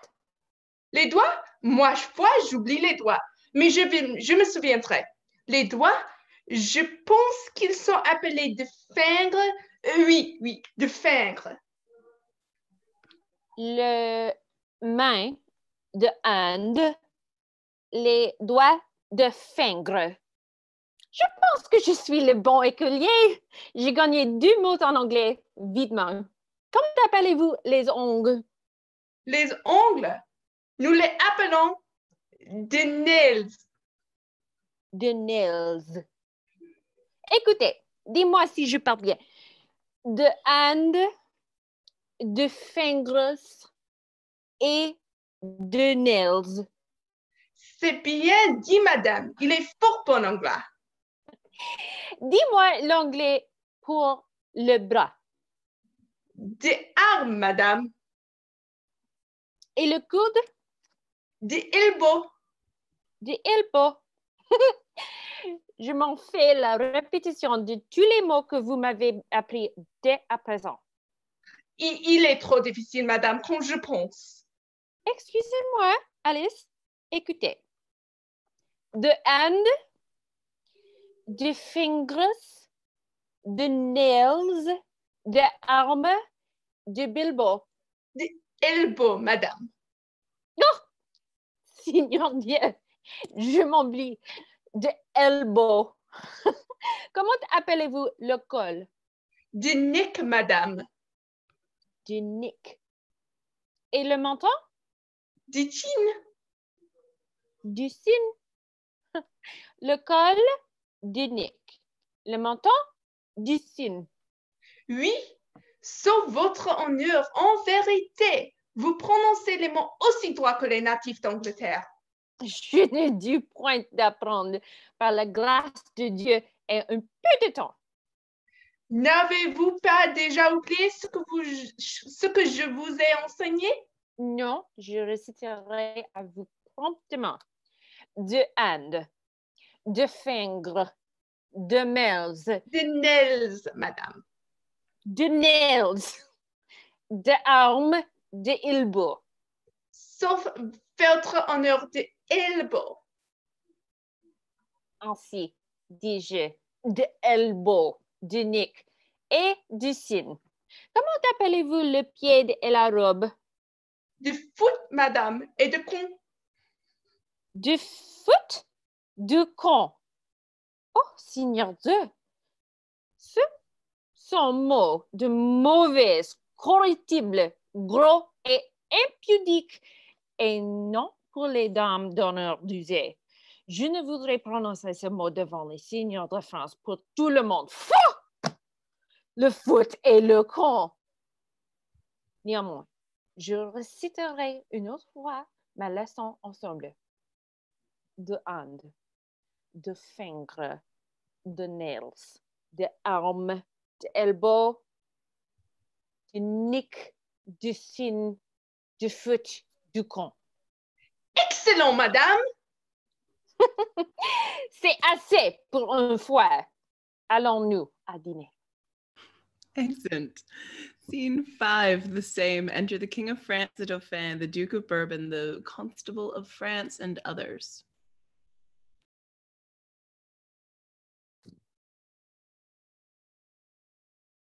"'Tis certain he hath passed the river Somme." "And if he be not fought withal, my lord, let us not live in France. Let us quit all and give our vineyards to a barbarous people." Oh, Dieu vivant! Shall have you praise of us the emptying of our father's luxury, our scions put in wild and savage spots? Wild and savage stock spirit up so suddenly into the clouds and overlook their grafters? Normans, but blasted Normans, Norman bastards, mort de la vie. If they march along unfought withal, but I will sell my dukedom to buy a slobbery and a dirty farm in that nook-shotten Isle of Albion. Dieu de bataille, where have they this metal? Is not their climate foggy, raw, and dull, on whom as in despite the sun looks pale, killing their fruit with frowns? Can sodden water, a drench for sure-rained jades, their barley broth decoct their cold blood to such valiant heat? And shall our quick blood, spirited with wine, seem frosty? Oh, for honor of our land, let us not hang like roping icicles upon our houses' thatch, whiles a more frosty people sweat drops of gallant youth in our rich fields. Poor we may call them in their native lords. By faith and honor, our madams mock us, and plainly say our metal is bred out, and they will give their bodies to the lust of English youth, to noose France with bastard warriors. They bid us to the English dancing schools and teach La Volta's high and swift corantos, and saying our grace is only in our heels, and that we are most lofty runaways. Where is Montjoy the herald? Speed immense. Let him greet England with our sharp defiance. Up, princes, and with spirit of honor edged, more sharper than your swords, high to the field.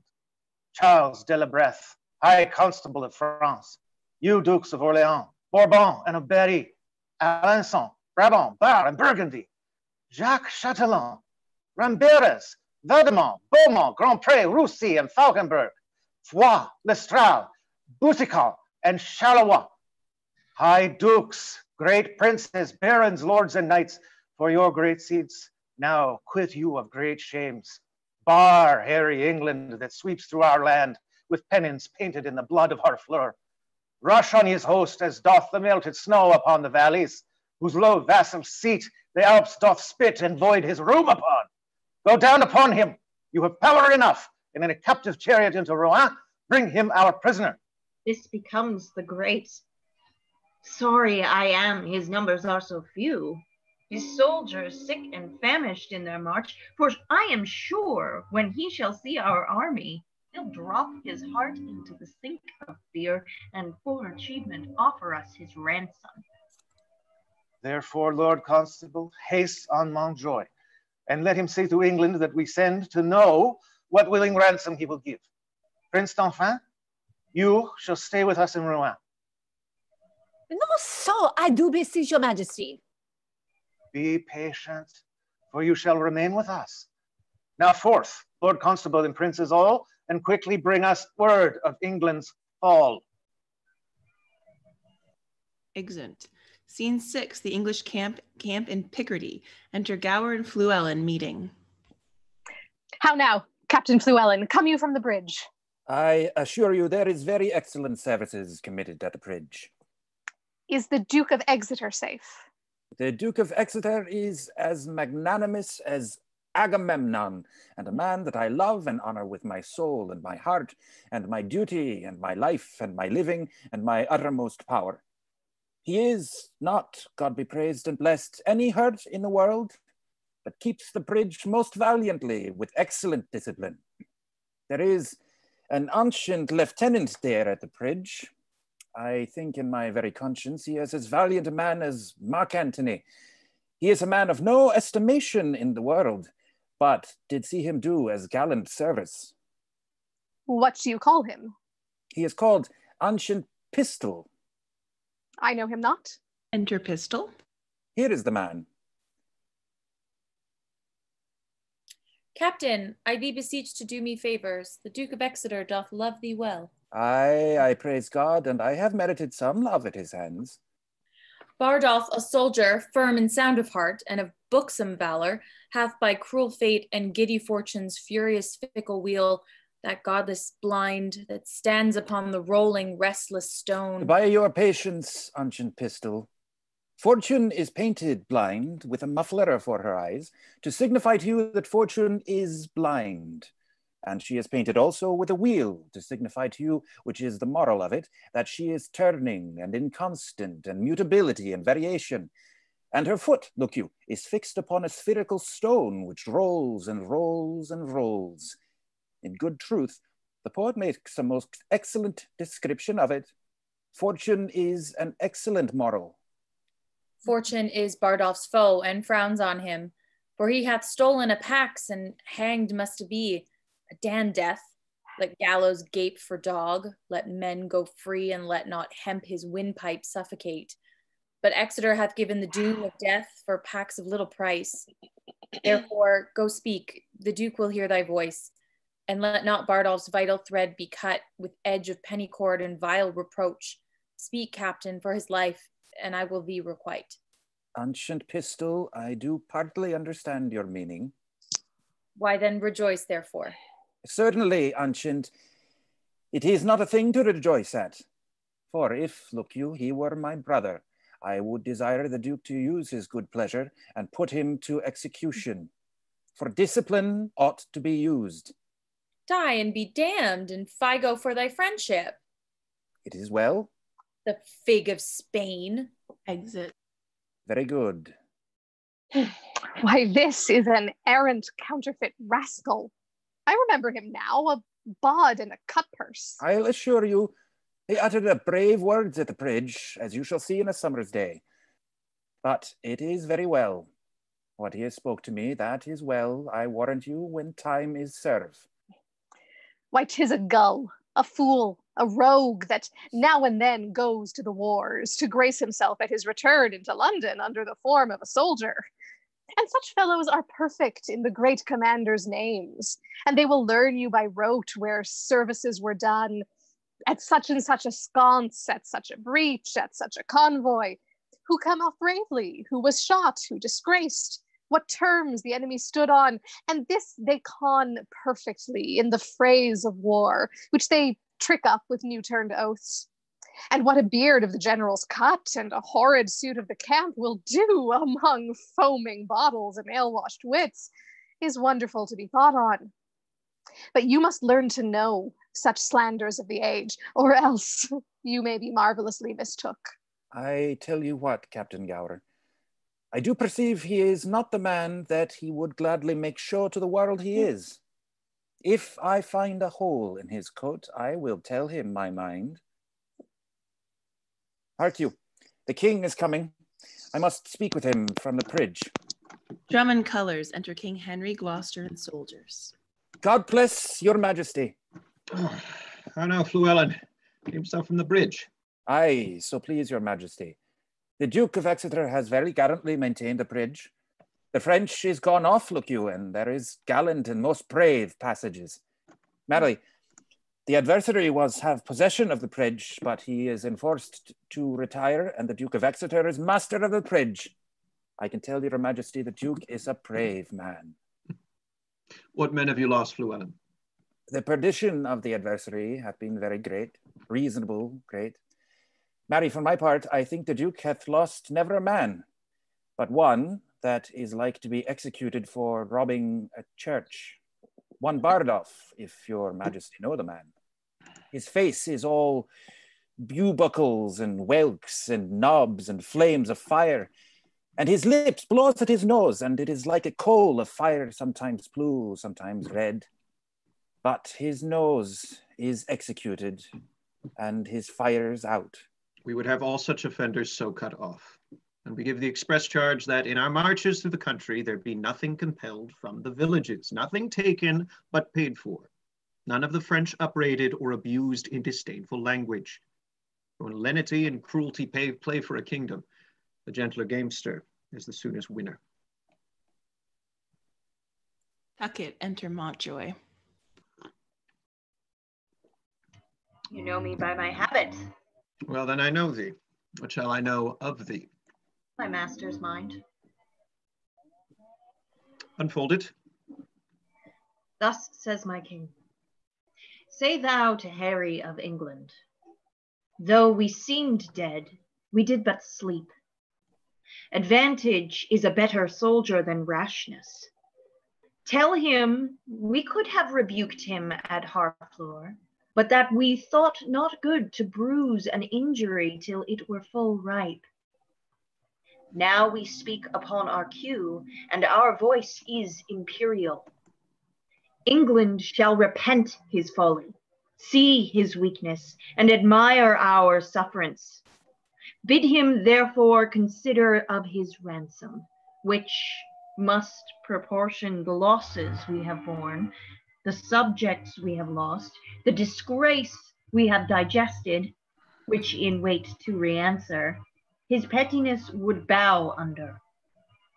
For our losses, his exchequer is too poor.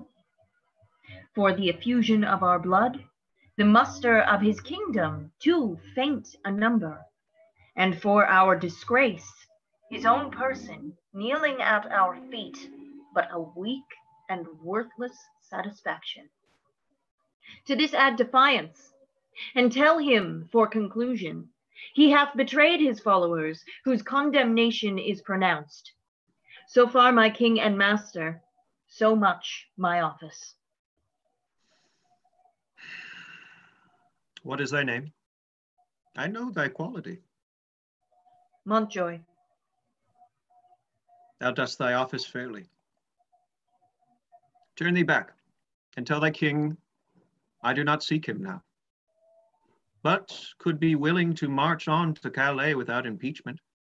For to say the sooth, though 'tis no wisdom to confess so much unto an enemy of craft and vantage, my people are with sickness and much enfeebled, and my numbers lessened, and those few I have almost no better than so many French, who when they were in health, I tell thee, Harold, I thought upon one pair of English legs did march 3 Frenchmen. Yet forgive me, God, that I do brag thus. This your heir of France hath blown that vice in me. I must repent. Go therefore. Tell thy master, here I am. My ransom is this frail and worthless trunk.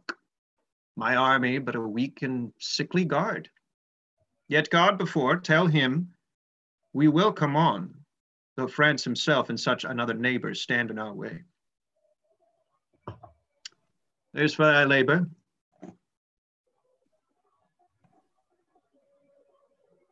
Montjoy, go bid thy master well advised himself. If we may pass, we will. If we be hindered, we shall your tonry ground, your red blood discolor. And so, Montjoy, fare you well.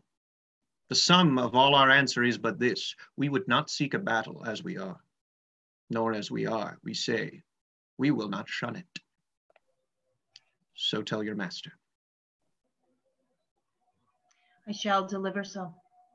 Thanks to your highness. Exit. I hope they will not come upon us now. We are in God's hands, brother, not in theirs. March you to the bridge. It now draws toward night. Beyond the river, we'll encamp ourselves. And on tomorrow, bid them march away. Exit. Scene 7, the French camp near Agincourt. Enter the Constable of France, the Lord Rambiers, Orleans, Dauphin, and others. Tut! I have the best armor in the world. What it would day. You have an excellent armor. Let my horse have his due. It is the best horse of Europe. Will it ever be morning?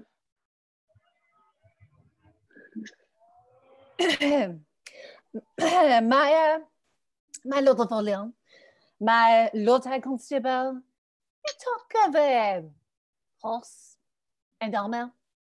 You're as well provided of both as any prince in the world. What a long night is this. I will not change my horse with any that treads on 4 pasterns. There, he bounds from the earth as if his entrails were hairs. Les cheveux were là, the Pegasus. Shivering de vous, when I bestride him, I soar.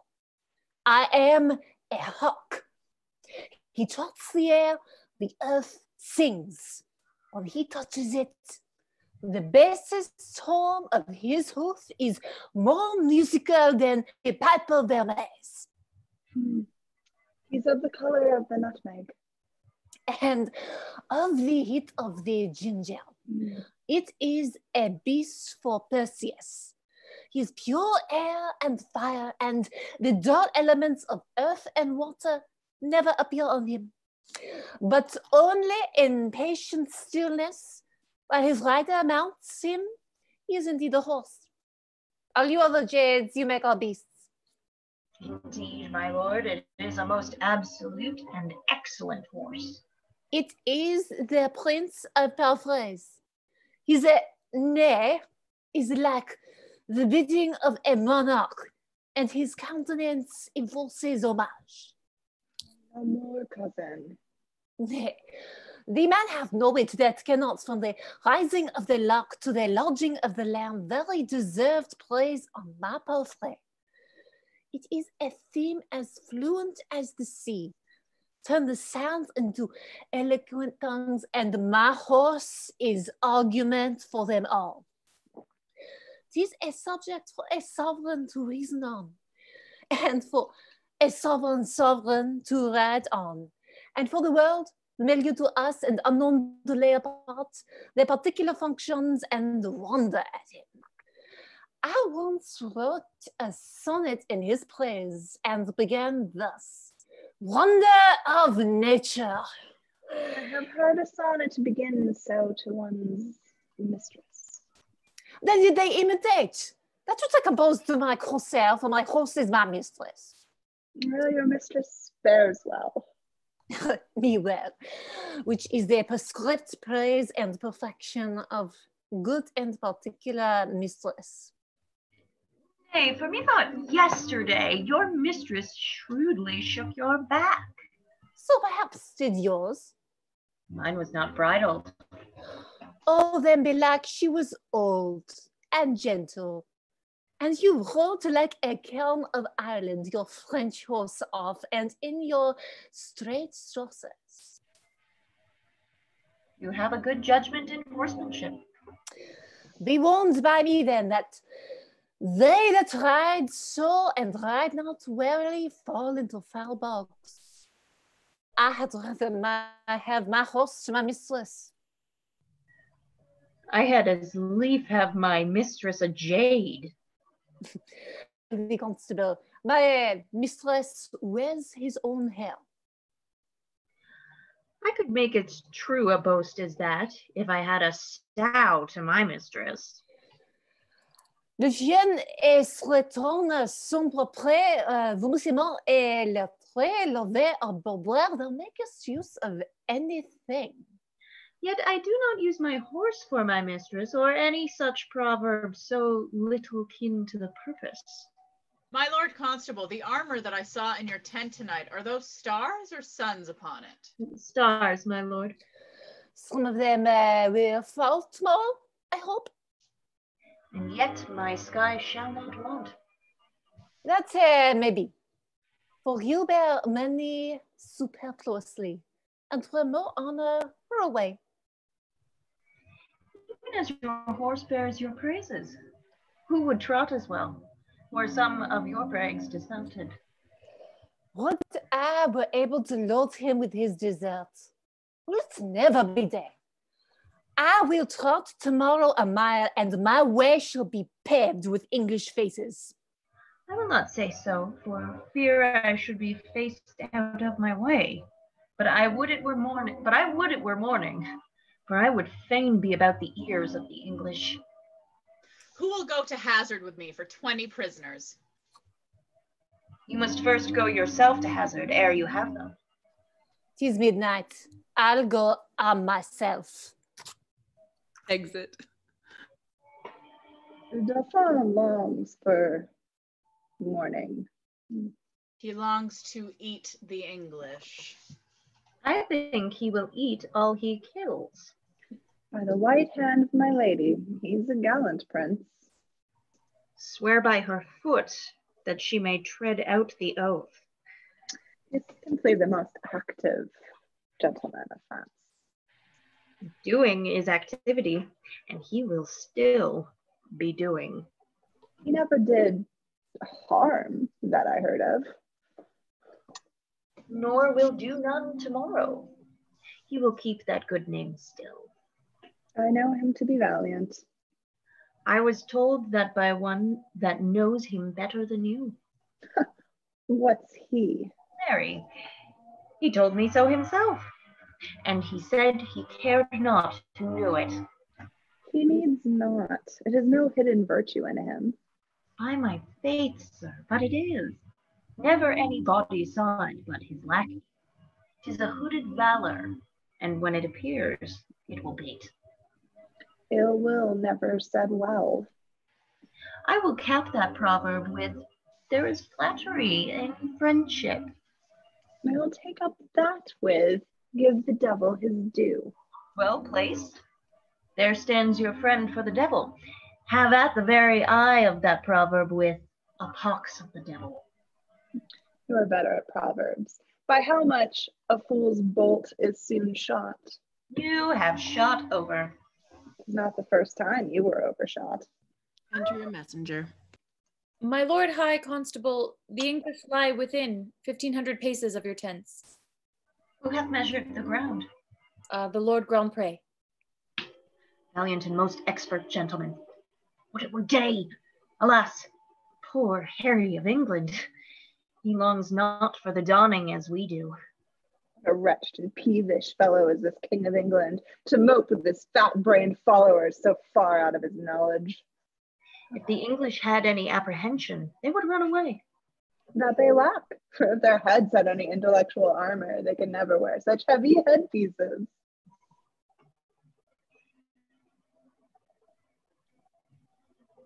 That island of England breeds very valiant creatures. Their mastiffs are of unmatchable courage.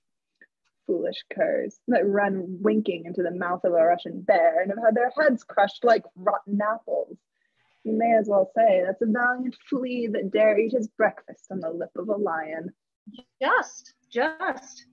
And the men do sympathize with the mastiffs in robustious and rough coming on, leaving their wits with their wives, and then give them great meals of beef and iron and steel. They will eat like wolves and fight like devils. Aye, but these English are shrewdly out of beef. Then shall we find tomorrow they have only stomachs to eat and none to fight? Now is it time to arm. Come, shall we about it? It is now 2 o'clock, but let me see, by 10 we shall have each 100 Englishmen. Exit. Act 4, prologue, enter chorus.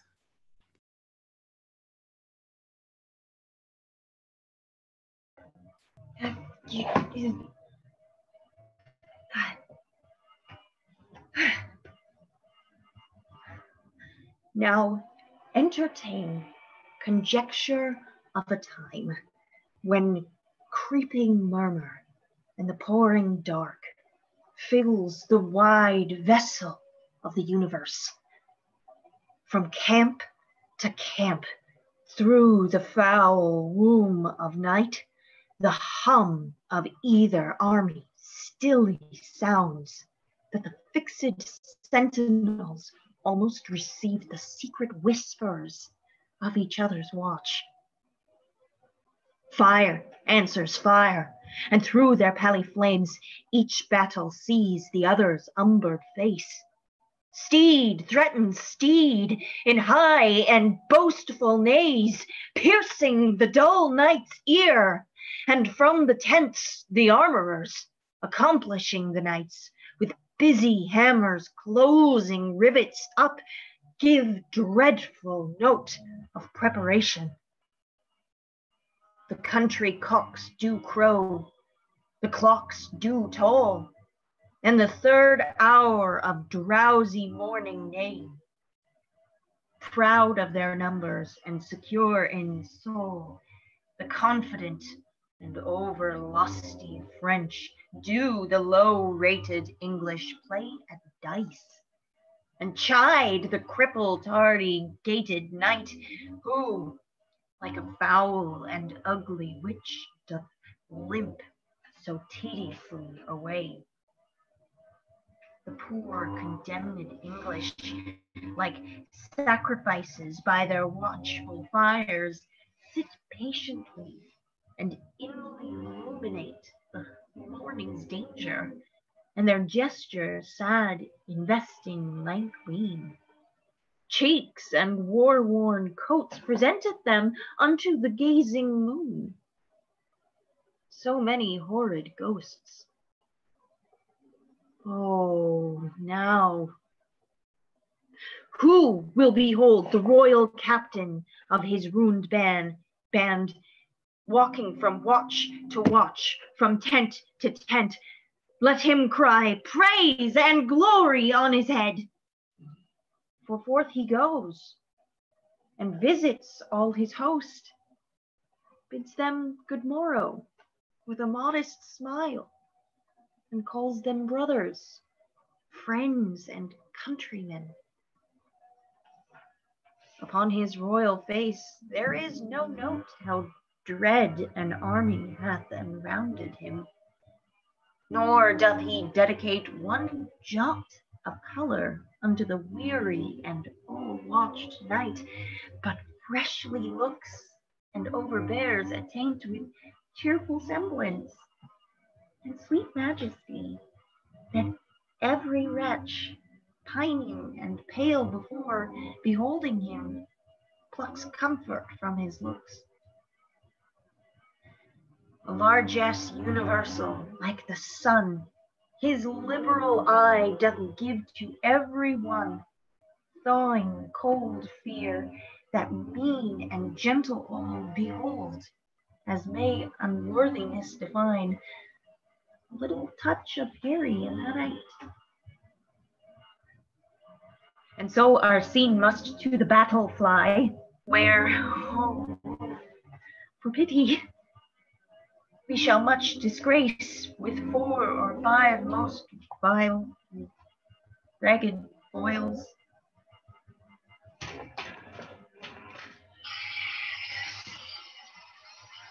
Right ill disposed in brawl ridiculous, the name of Agincourt.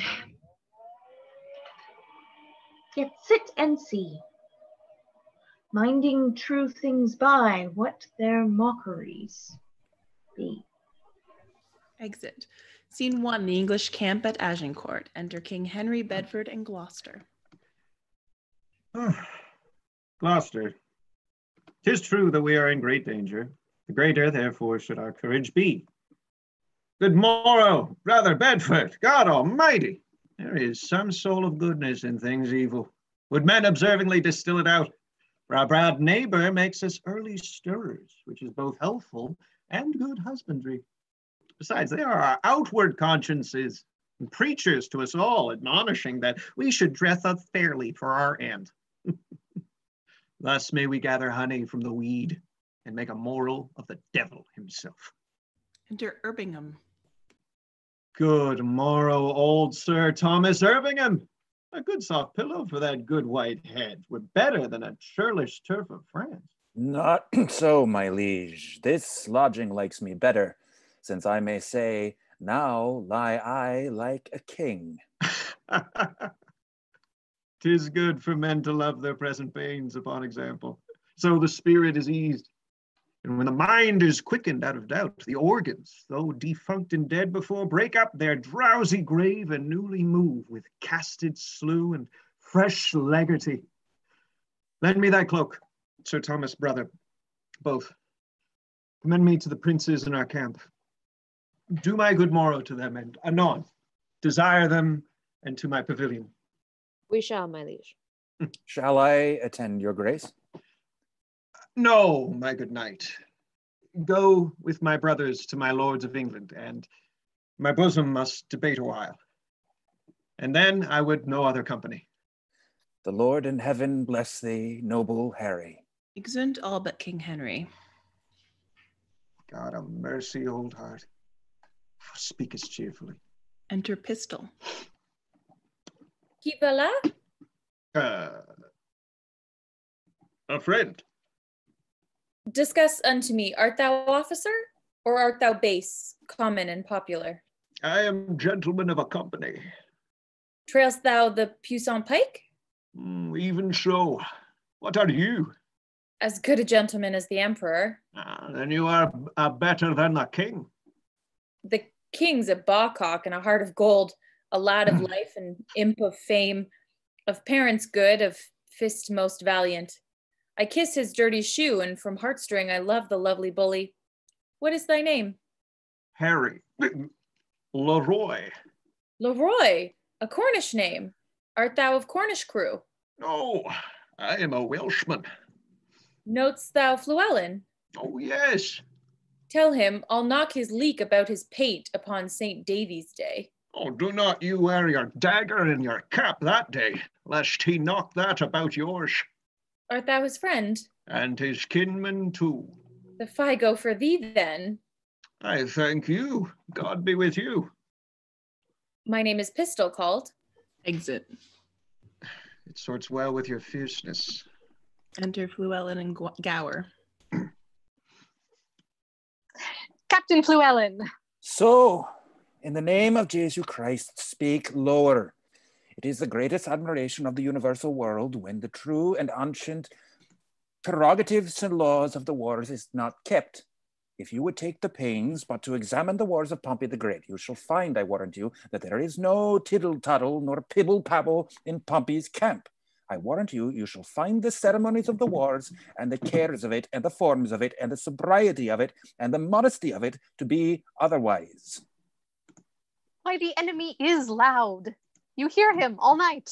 If the enemy is an ass and a fool and a prating coxcomb, is it meet, think you, that we should also, look you, be an ass and a fool and a prating coxcomb in your own conscience now? I will speak lower. I pray you and beseech you that you will. Enter Exeunt, Gower, and Fluellen. Though it appears a little out of fashion, there's much care and valor in this Welshman. Enter 3 soldiers, John Bates, Alexander Court, and Michael Williams. Brother John Bates, is not that the morning which breaks yonder? I think it be, but we have no great cause today.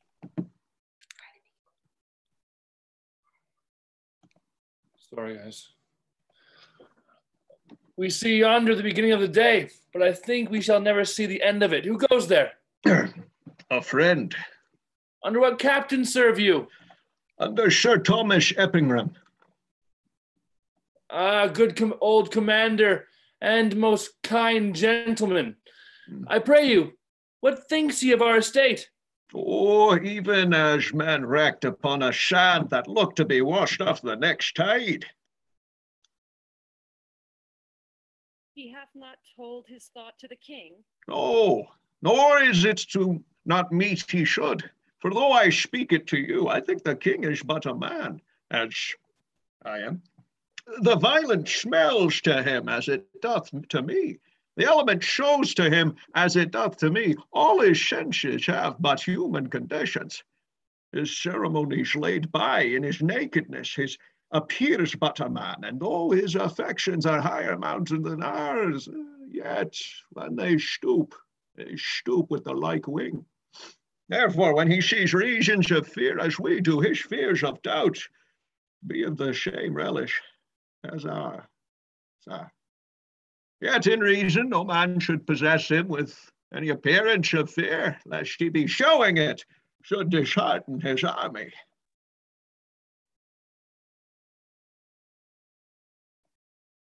He may show what outward courage he will, but I believe, as cold a night as 'tis, he would wish himself in Thames up to the neck, and so I would he were, and I by him, at all adventures, so we were quit here. By my troth, I will speak my conscience of the king. I think he would not wish himself anywhere but where he is. Then I would he were here alone, so should he be sure to be ransomed, and many a poor man's lives be saved. I dare say you love him not so ill to wish him here, alone, howsoe'er you speak this to feel other men's minds.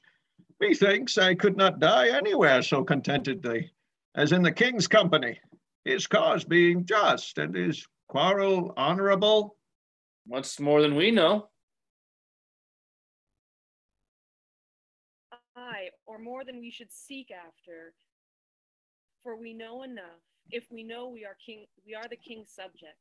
If his cause be wrong, our obedience to the king wipes the crime of it out of us. But if the cause be not good, the king himself hath a heavy reckoning to make, when all those legs and arms and heads chopped off in battle shall join together at the latter day and cry, all, we died at such a place, some swearing, some crying for a surgeon, some upon their wives left but poor behind them, some upon the debts they owe, some upon their children rawly left. I am afeared there are few die well that die in a battle, for how can they charitably dispose of anything when blood is their argument? Now, if these men do not die well, it will be a black matter for the king that led them to it, whom to disobey were against all proportion of subjection. So, if a son that is by his father sent about merchandise do sinfully miscarry upon the sea, the imputation of his wickedness by your rule should be imposed upon his father that sent him. Or if a servant under his master's command transporting a sum of money be assailed by robbers and die in many iniquities, you may call the business of the master the author of the servant's damnation. But this is not so. The king is not bound to answer the particular endings of his soldiers, the father of his son, nor the master of his servant. They purpose not the death when they propose their services. Besides, there is no king, be his cause never so spotless, if it come to the arbitrament of swords, can try it out with all unspotted soldiers. Some peradventure have on them the guilt of premeditated and contrived murder. Some of beguiling virgins with the broken shields of perjury, some making the war their bulwark that have been foregored the gentle bosom of peace with pillage and robbery. Now, if these men have defeated the law and outrun native punishment, though they can outstrip men, they have no wings to fly from God. War is his beadle, war is vengeance. So that here men are punished for before breach of the king's law is now the king's quarrel. Where they feared the death, they have borne life away, and where they would be safe, they perish. Then they die unprovided. No more is the king guilty of their damnation than he was before guilty of those impieties for which they are now visited. Every subject's duty is to the king's, but every subject's soul is his own. Therefore should every soldier in the war do as every sick man in his bed, wash every mote out of his conscience, and dying so, death is to him advantage. Or not dying, the time was blessedly lost, wherein such preparation was gained, and in him that escapes. It were not sin to think at making God so free an offer. He let him outlive that day to see his greatness, to teach others how they should prepare. 'Tis certain, every man that dies ill, the ill upon his own head. The king is not to answer it. Mm-hmm. But I do not desire he should answer for me, and yet I determine to fight lustily for him. I myself heard the king say he would not be ransomed. Aye, he said so, to make us fight cheerfully. But when our throats are cut, he may be ransomed, and we ne'er the wiser. Oh, if I live to see it, I will never trust his word after. You pay him then. And that's a perilous shot out of an elder gun that a poor and private displeasure can do against a monarch. You may as well go about to turn the sun to ice, with fanning in his face with a peacock's feather. You'll never trust his word after to come. 'Tis a foolish saying. Your reproof is something too round. I should be angry with you if the time were convenient. Let it be a quarrel between us if you live. I embrace it. How shall I know thee again? Give me a gauge of thine, and I will wear it in my bonnet. If ever thou darest acknowledge it, I will make it my quarrel. Here's my glove. Give me another of thine. Here is my glove. This, there. This will I also wear in my cap, if ever thou come to me and say, after tomorrow, this is my glove, by this hand I will take thee a box on the ear. If ever I live to see it, I will challenge it.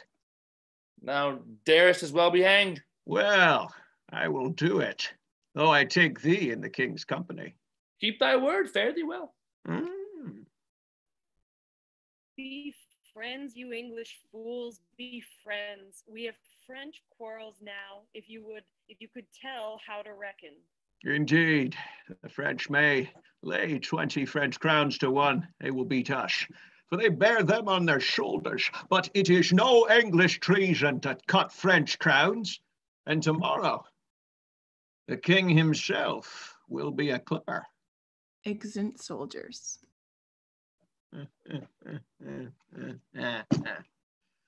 Upon the king! Let us our lives, our souls, our debts, our careful wives, our children, and our sins lay on the king. They must bear all. Oh, hard condition, twin born with greatness, subject to the breath of every fool whose sense no more can feel but his own wringing.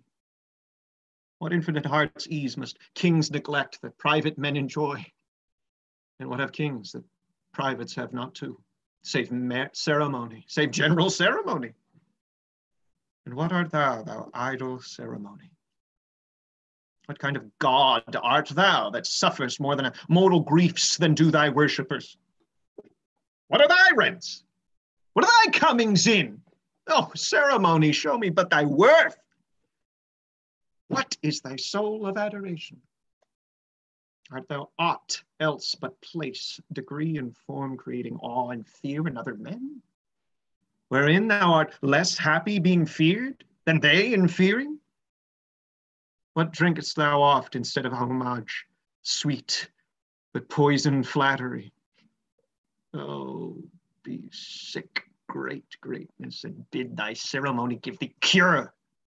Thinkest thou the fiery fever will go out with titles blown from adulation? Will it give place to flexure and low bending? Canst thou, when thou commandst the beggar's knee, command the health of it? No, how proud dream that playest so subtly with a king's repose. I am a king that find thee, and I know 'tis not the bond, the scepter and the ball, the sword, the mace, the crown imperial, the interissued robe of gold and pearl, the farced little running for the king, the throne he sits on, nor the tide of pomp that beats upon the high score of this world. No, not all of these thrice gorgeous ceremony, not all of these laid in bed majestical can sleep so soundly as the wretched slave who with a body filled and vacant mind gets him to rest, crammed with distressful bread, never sees horrid night, the child of hell, but like a lackey from the rise to set, sweats in the eye of Phoebus, and all night sleeps in Elysium. Next day after dawn doth rise and help Hyperion to his horse, and follows so the ever-running year with profitable labor to his grave. And but for ceremony, such a wretch, winding up days with toil and nights with sleep, had the forehand advantage of a king, a slave, a member of the country's peace, enjoys it, but in gross brain little wots what watch the king keeps to maintain the peace, whose hours the peasant best advantages. Enter Erpingham. My lord, your nobles, jealous of your absence, seek through your camp to find you. Good old knight. Collect them all together at my tent. I'll be before thee. I shall do it, my lord. Exit.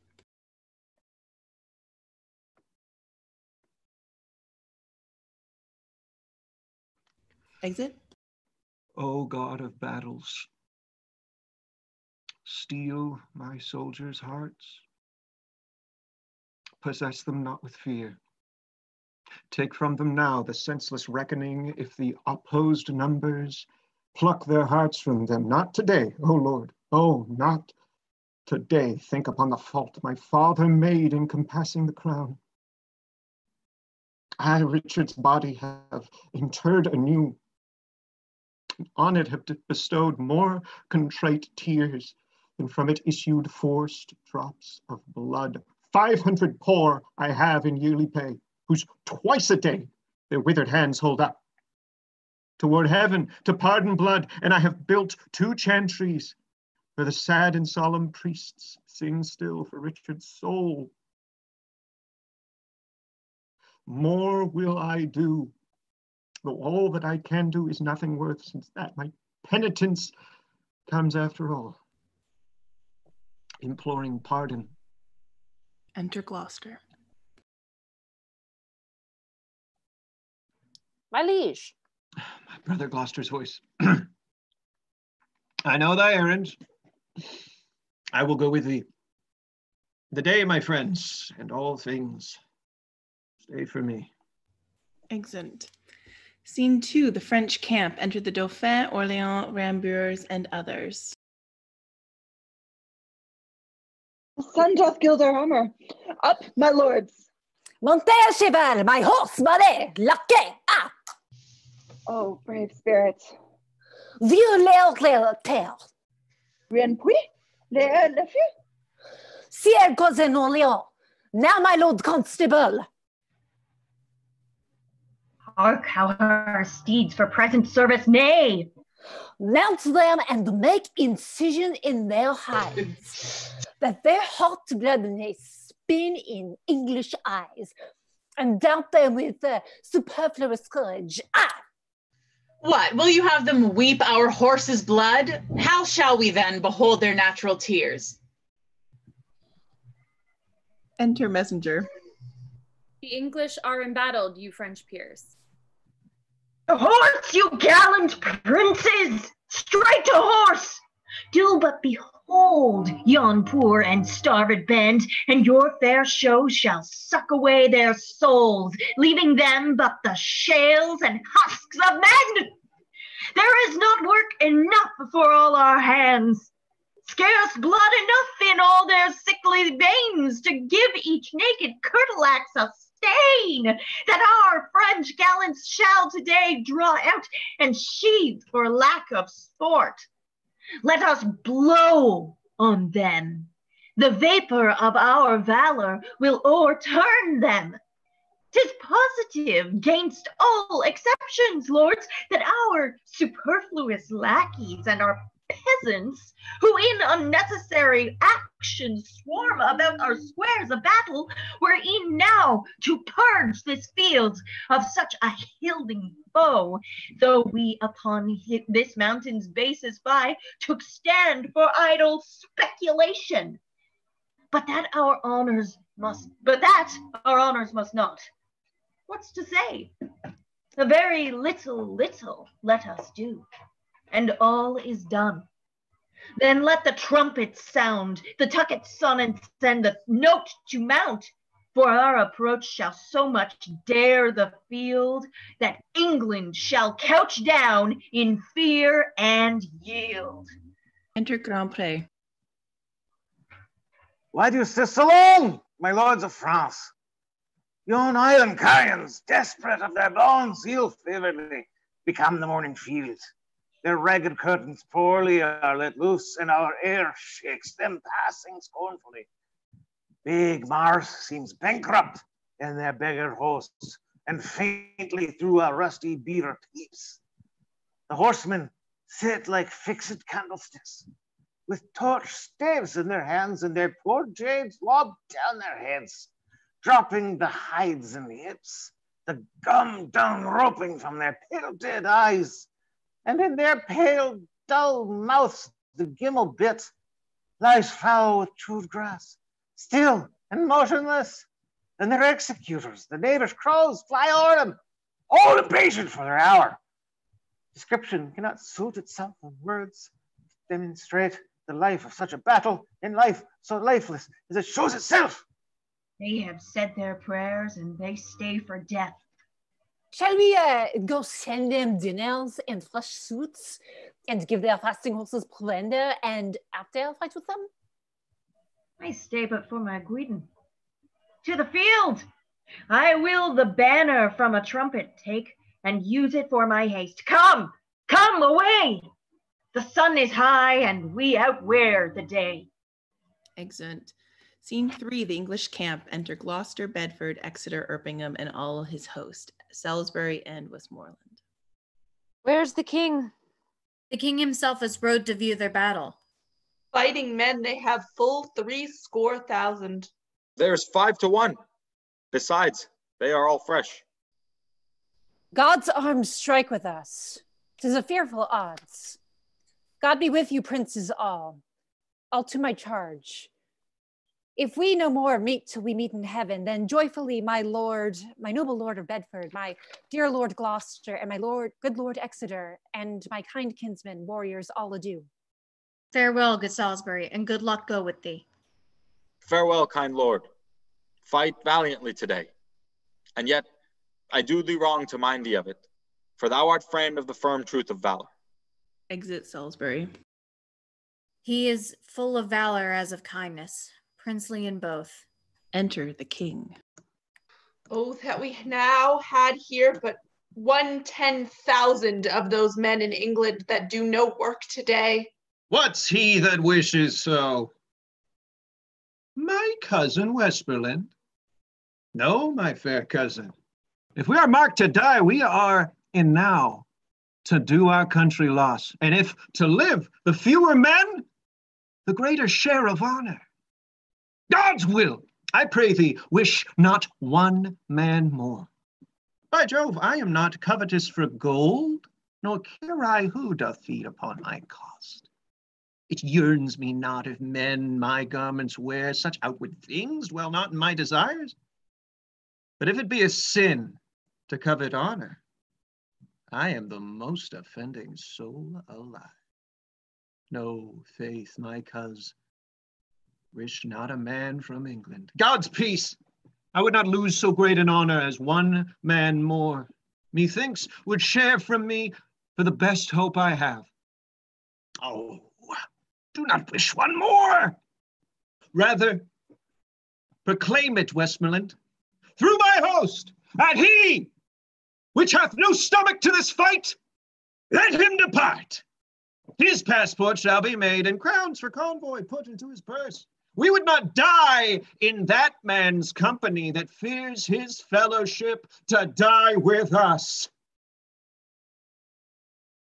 This day is called the Feast of Crispian. He that outlives this day and comes safe home will stand a tiptoe when the day is named and rouse him at the name of Crispian. He shall that day live this day and see old age, will yearly on the vigil feast his neighbors and say, tomorrow is St. Crispin. Then will he strip his sleeve and show his scars and say, these wounds I had on Crispin's day. Old men forget, yet all shall be forgot, but he'll remember with advantages what feats he did that day. Then shall our names familiar in his mouth as household words, Harry the King, Bedford and Exeter, Warwick and Talbot, Salisbury and Gloucester, be in their flowing cups freshly remembered. This story shall the good man teach his son, and Crispian shall ne'er go by from this day to the ending of the world, but we in it shall be remembered. We few, we happy few, we band of brothers, for he that sheds his blood with me shall be my brother. Be he ne'er so vile, this day shall gentle his condition. And gentlemen in England now abed shall think themselves accursed that they were not here, and hold their manhoods cheap, whiles any speaks that fought with us upon St. Crispin's day. Re-enter Salisbury. My sovereign lord, bestow yourself with speed.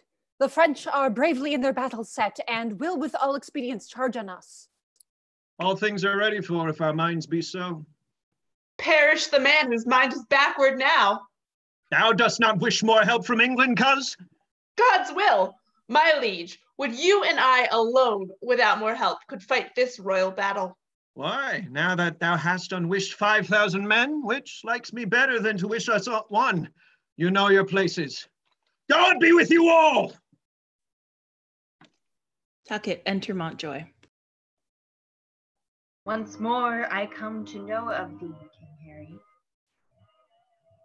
If for thy ransom thou wilt now compound, before thy most assured overthrow, for certainly thou art so near the gulf, thou needs must be englutted.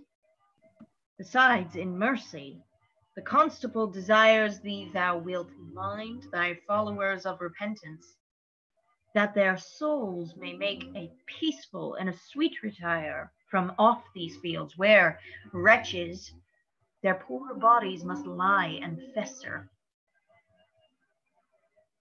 Who has sent thee now? The Constable of France. I pray thee, bear my former answer back. Bid them achieve me and then sell my bones. Good God, why should they mock poor fellows thus? The man that once did sell the lion's skin while the beast lived was killed with hunting him. On many of our bodies shall no doubt find narratives, graves, upon the which I trust shall witness live in brass of this day's work. And those that leave their valiant bones in France, dying like men, though buried in your dunghills, they shall be famed. For there the sun shall greet them and draw their honors, reeking up to heaven.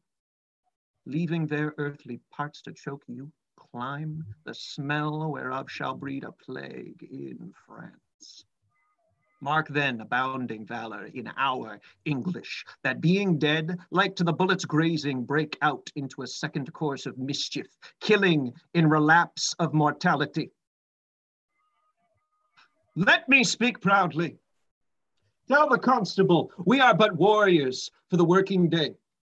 Our gayness and our guilt are all besmirched with rainy marching in the painful field. There's not a piece of feather in our host. Good argument, I hope we will not fly.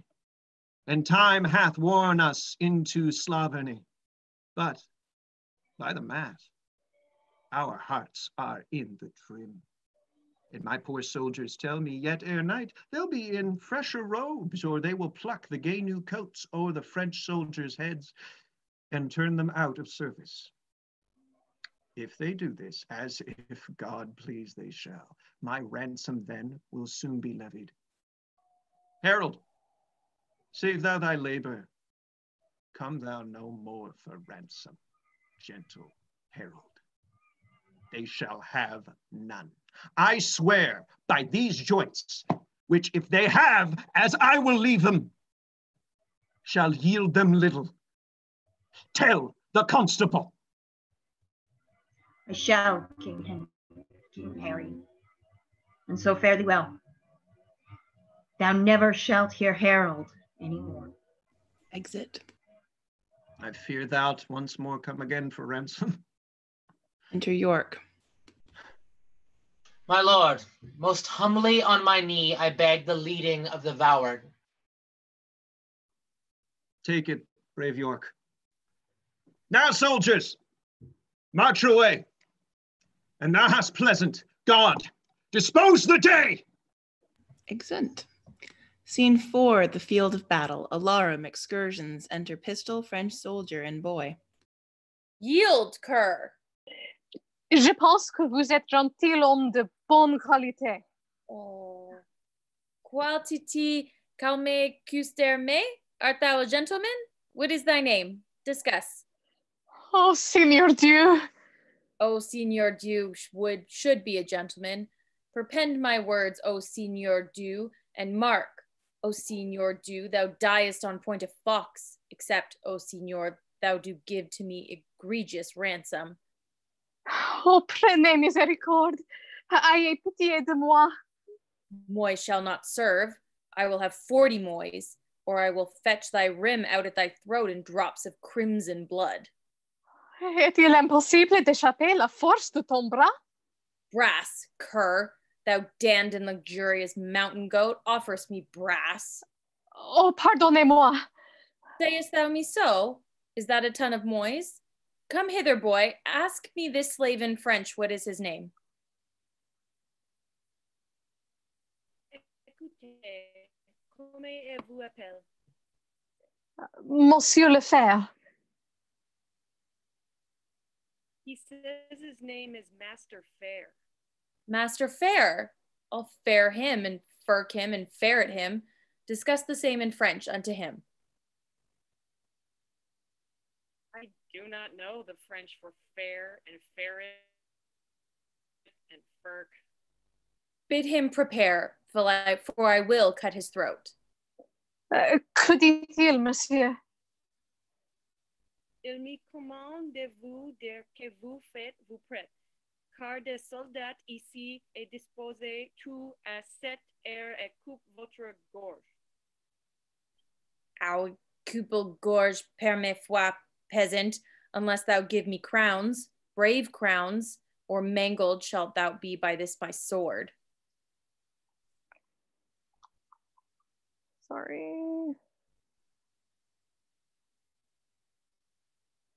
Sorry, lost my place. There it is. Oh, je vous supplie, pour l'amour de Dieu, me pardonnez. Je suis gentilhomme de bonne maison. Gardez ma vie, et je vous donnerai 200 écus. What are his words? He prays you to save his life. He is a gentleman of a good house, and for his ransom he will give you 200 crowns. Tell him my fury shall abate, and I the crowns will take. Petit monsieur, que dit-il? Encore qu'il est contre son jurement de pardonner aucun prisonnier, ni moi, pour les écus qui vous allez promis. Elle est contente de vous donner la liberté, l'affranchissement. Sur mes genoux, je vous donne 1000 remerciements. Et je m'estime heureux que j'ai tombé entre les mains d'un chevalier, je pense, le plus brave, valiant et très distingué seigneur d'Angleterre. Expound unto me, boy. He gives you upon his knees 1,000 thanks, and he esteems himself happy that he have fallen into the hands of one, as he thinks, the most brave, valorous, and thrice worthy Seigneur of England. As I suck blood, I will some mercy show. Follow me. Suivez-vous le grand capitaine. Exit pistol and French soldier. I did never know so full a voice issue from so empty a heart, but the saying is true. The empty vessel makes the greatest sound. Bardolph and Nym had 10 times more valor than this roaring devil in the old play, and every one may pare his nails with a wooden dagger, and they are both hanged, and so would this be, if he durst steal anything adventurously. I must stay with the lackeys, with the luggage of our camp. The French might have a good prey of us, if he knew of it, for there is none to guard it but boys. Exit. Scene 5, another part of the field. Enter Constable, Orleans, Bourbon, Dauphin, and Rambures.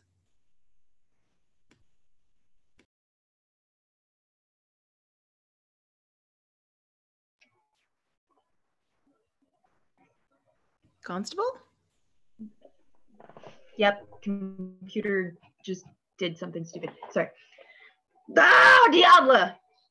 Oh, Seigneur, le jour perdu, le tout est perdu. Not the Navi! I was confounded all! Reported everlasting shame sits mocking in our plumes. Oh, mes champions, do not run away. Why, all our ranks are broke.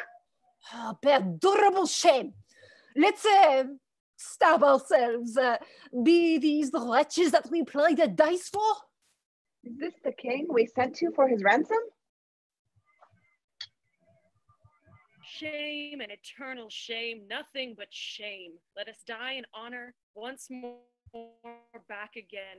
And he that will not follow Bourbon now, let him go hence, and with his cap in hand, like a base pander, hold the chamber door, whilst by a slave no gentler than my dog, his fairest daughter is contaminated. Disorder that hath spoiled us, friend us now. Let us on heaps go, offer up our lives. We are now yet living in the field to smother up the English in our throngs, if any order might be thought upon. The devil take order now, out to the throng, let life be short, else shame will be too long. Exeunt. Scene 6, another part of the field. Alarums, enter King Henry and forces, Exeter, and others. Well have we done, thrice valiant countrymen, but all's not done. Yet keep the French in the field. The Duke of York commends him to your majesty. Lives he, good uncle? Thrice within this hour I saw him down, thrice up again and fighting. From the helmet to the spur, all blood he was. In which array, brave soldier, doth he lie, larding the plain? And by his bloody sight, yoke fellow to his honor owing wounds, the noble Earl of Suffolk also lies. Suffolk first died, and York, all haggled over, comes to him, wherein gore he lay insteeped, and takes him by the beard, kisses the gashes that bloodily did spawn upon his face, and cries aloud, "Tarry, dear cousin Suffolk. My soul shall thine keep company to heaven. Tarry, sweet soul, for mine." Then fly abreast, as in this glorious and well-foughten field we kept together in our chivalry. Upon these words I came and cheered him up. He smiled me in the face, brought me his hand, and with a feeble gripe says, "Dear my lord, commend my service to my sovereign." So did he turn, and over Suffolk's neck he threw his wounded arm, and kissed his lips, and so espoused to death. With blood he sealed a testament of noble ending love. The pretty and sweet manner of it forced those waters from me which I would have stopped, but I had not so much of man in me. And all my mother came into mine eyes, and gave me up to tears. I blame you not. For hearing this, I must perforce compound with Miss Flies, or they will issue too. Alarum. But hark, what new alarm is this same? The French have reinforced the scattered men. Then every soldier, kill his prisoners, give the word through. Exeunt. Scene 7, another part of the field. Enter Fluellen and Gower. Kill the poise and the luggage? 'Tis expressly against the law of arms. 'Tis as errant a piece of knavery, mark you now, as can be offered in your conscience now, is it not? 'Tis certain there's not a boy left alive, and the cowardly rascals that ran from the battle had done this slaughter. Besides, they have burnt and carried away all that was in the king's tent. Wherefore the king most worthily hath caused every soldier to cut a prisoner's throat. Oh, 'tis a gallant king. Aye, he was born at Monmouth, Captain Gower. What call you the town's name where Alexander the Pig was born? Alexander the Great. Why, I pray you, is not Pig great?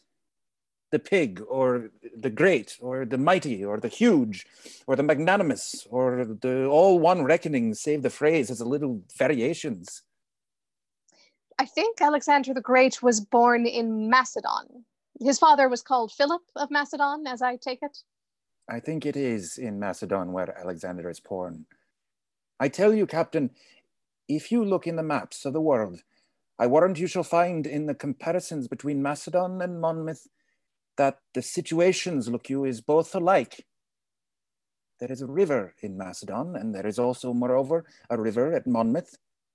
It is called Wye at Monmouth, but it is out of my brains what is the name of the other river. But 'tis all one. 'Tis alike as my fingers is to my fingers, and there is salmons in both. If you mark Alexander's life well, Harry of Monmouth's life is come after it indifferent. Well, for there is figures in all things. Alexander, God knows, and you know in his rages and his furies and his wraths and his chollers and his moods and his displeasures and his indignations, and also being a little intoxicates in his brains, did in his ails and his angers, look you, kill his best friend Clytus. Our king is not like that, not like him in that. He never killed any of his friends. It is not well done, mark you now, to take the tales out of my mouth ere it is made and finished. I speak but in the figures and comparisons of it, as Alexander killed his friend Clytus, being in his ales and his cups, so also Harry Monmouth, being in his right wits and his good judgments, turned away the fat knight with the great belly doublet. He was full of jests and jipes and knaveries and mocks. I have forgot his name. Sir John Falstaff. That is he. I tell you, there is good men born at Monmouth. So here comes his majesty. Alarum, enter King Henry and forces Warwick, Gloucester, Exeter, and others. I was not angry since I came to France until this instant. Take a trumpet, Harold. Ride thou unto the horsemen on yon hill. If they will fight with us, bid them come down or void the field. They do offend our sight. If they'll do neither, we will come to them and make them scurry away as swift as stones enforced from the old Assyrian slings. Besides, we'll cut the throats of those we have, and not a man of them that we shall take shall taste our mercy. Go and tell them so. Enter Montjoy. Here comes the herald of the French, my liege. His eyes are humbler than they used to be. Oh, no! What means this herald? Knowest thou not that I have fined these bones of mine for ransom? Comest thou again for ransom? No, great king. I come to thee for charitable license, that we may wander o'er this bloody field to look our dead, and then to bury them, to sort our nobles from our common men. For many of our princes, woe the while, lie drowned and soaked in mercenary blood. So do our vulgar drench their peasant limbs in blood of princes. And their wounded steeds fetlock deep in gore, and with wild rage yerk out their armed heels at their dead masters, killing them twice. Oh, give us leave, great king, to view the field in safety and dispose of their dead bodies. I tell thee truly, Harold, I know not if the day be ours or no, for yet a many of your horsemen peer and gallop o'er the field. The day is yours. Praised be God, and not our strength for it. What is this castle called? It stands hard by. They call it Agincourt. Then call we the field of Agincourt, fought on the day of Crispin Crispianus. Your grandfather, of famous memory, and it please your majesty, and your great uncle, Edward the Black Prince of Wales, as I have read in the chronicles, fought a most brave battle here in France. They did, Fluellen. Your majesty says very true. If your majesty is remembered of it, the Welshmen did good service in a garden where leeks did grow, wearing leeks in their Monmouth caps, which your majesty knew to this hour is an honorable badge of the service. And I do believe your majesty takes no scorn to wear the leek upon St. Davies' Day. I wear it for a memorable honor, for I am Welsh, you know, good countryman.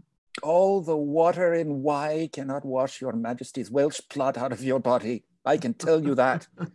God bless it and preserve it as long as it pleases his grace and his majesty too. Thanks, good my countrymen. By Jesu, I am your majesty's countryman. I care not who knows it. I will confess it to all the world. I need not be ashamed of your majesty. Praised be to God, so long as your majesty is an honest man. God keep me so. Our heralds go with him. Bring me just notice of the numbers dead on both our parts. Call yonder fellow hither. Points to Williams, exempt heralds with Montjoy. Soldier, you must come to the king. Soldier, why wearest that glove in thy cap? And please your majesty, 'tis the gage of one that I should fight withal, if he be alive. Oh, an Englishman. And please your majesty, a rascal that swaggered with me last night, who, if alive and ever dare to challenge this glove, I have sworn to take him a box o' the ear. Or if I can see my glove in his cap, which he swore, as he was a soldier, he would wear if alive, I will strike it out soundly. What think you, Captain Fluellen? Is it fit this soldier keep his oath?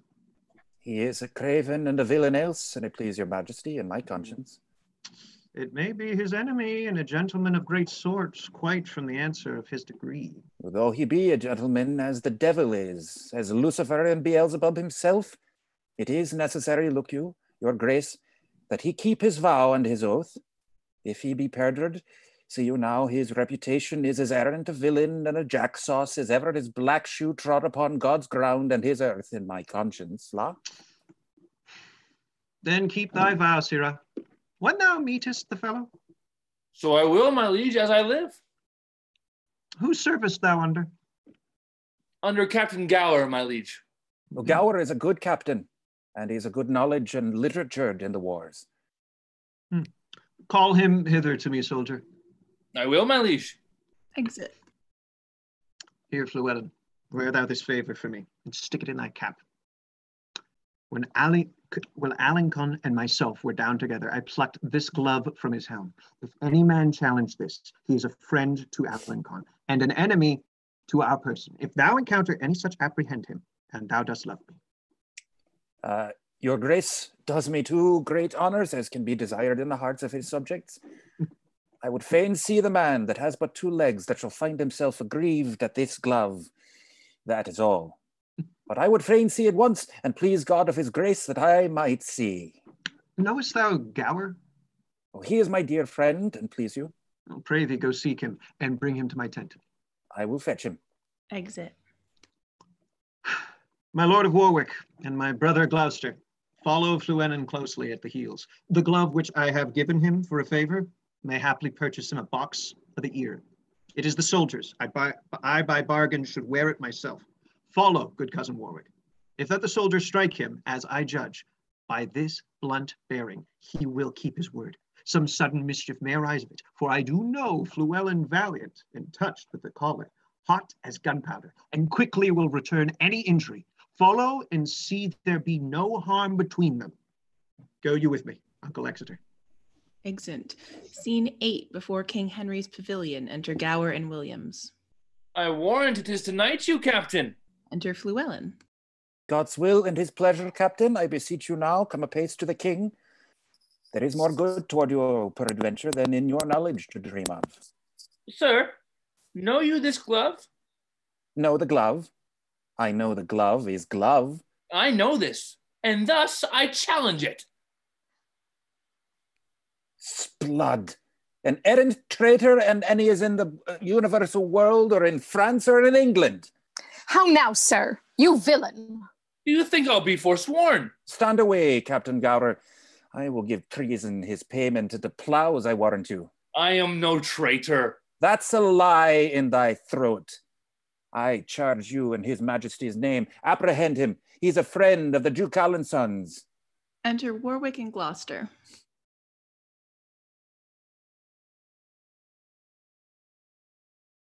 Sorry. 1 second.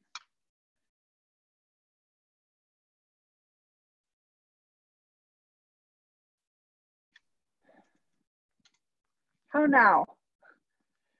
How now? What's the matter? My Lord of Warwick here. Praised be God for it, a most contagious treason come to light, look you, as you shall desire it in a summer's day. Here is his majesty. Enter King Henry in Exeter. How now? What's the matter? My liege, here is a villain and a traitor that, look your grace, has struck the glove which your majesty is take out of the helmet of Alençon. My liege, this was my glove. Here is the fellow of it. And he that I gave it to in change promised to wear it in his cap. I promised to strike him if he did. I met this man with my glove in his cap, and I have been as good as my word. Your majesty here now, saving your majesty's manhood, what an errant, rascally, beggarly, lousy knave it is.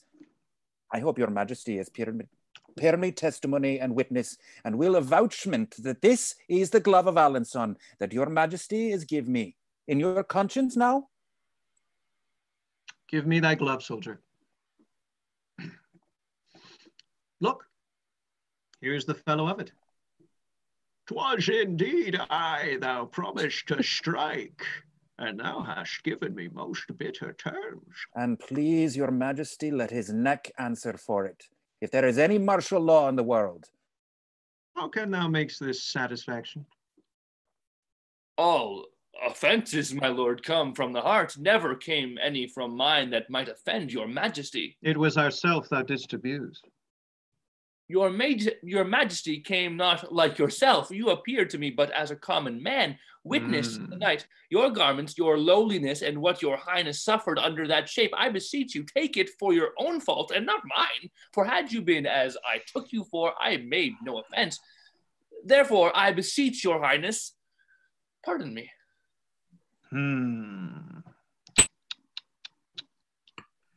Here, Uncle Exeter.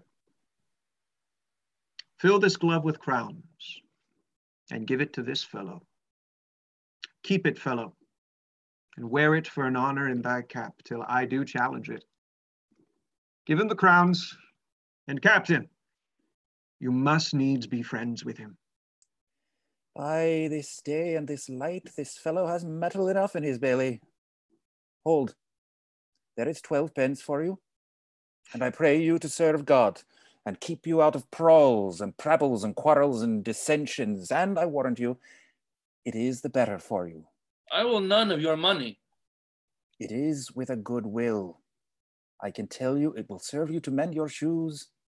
Come, wherefore should you be so bashful? Your shoes is not so good.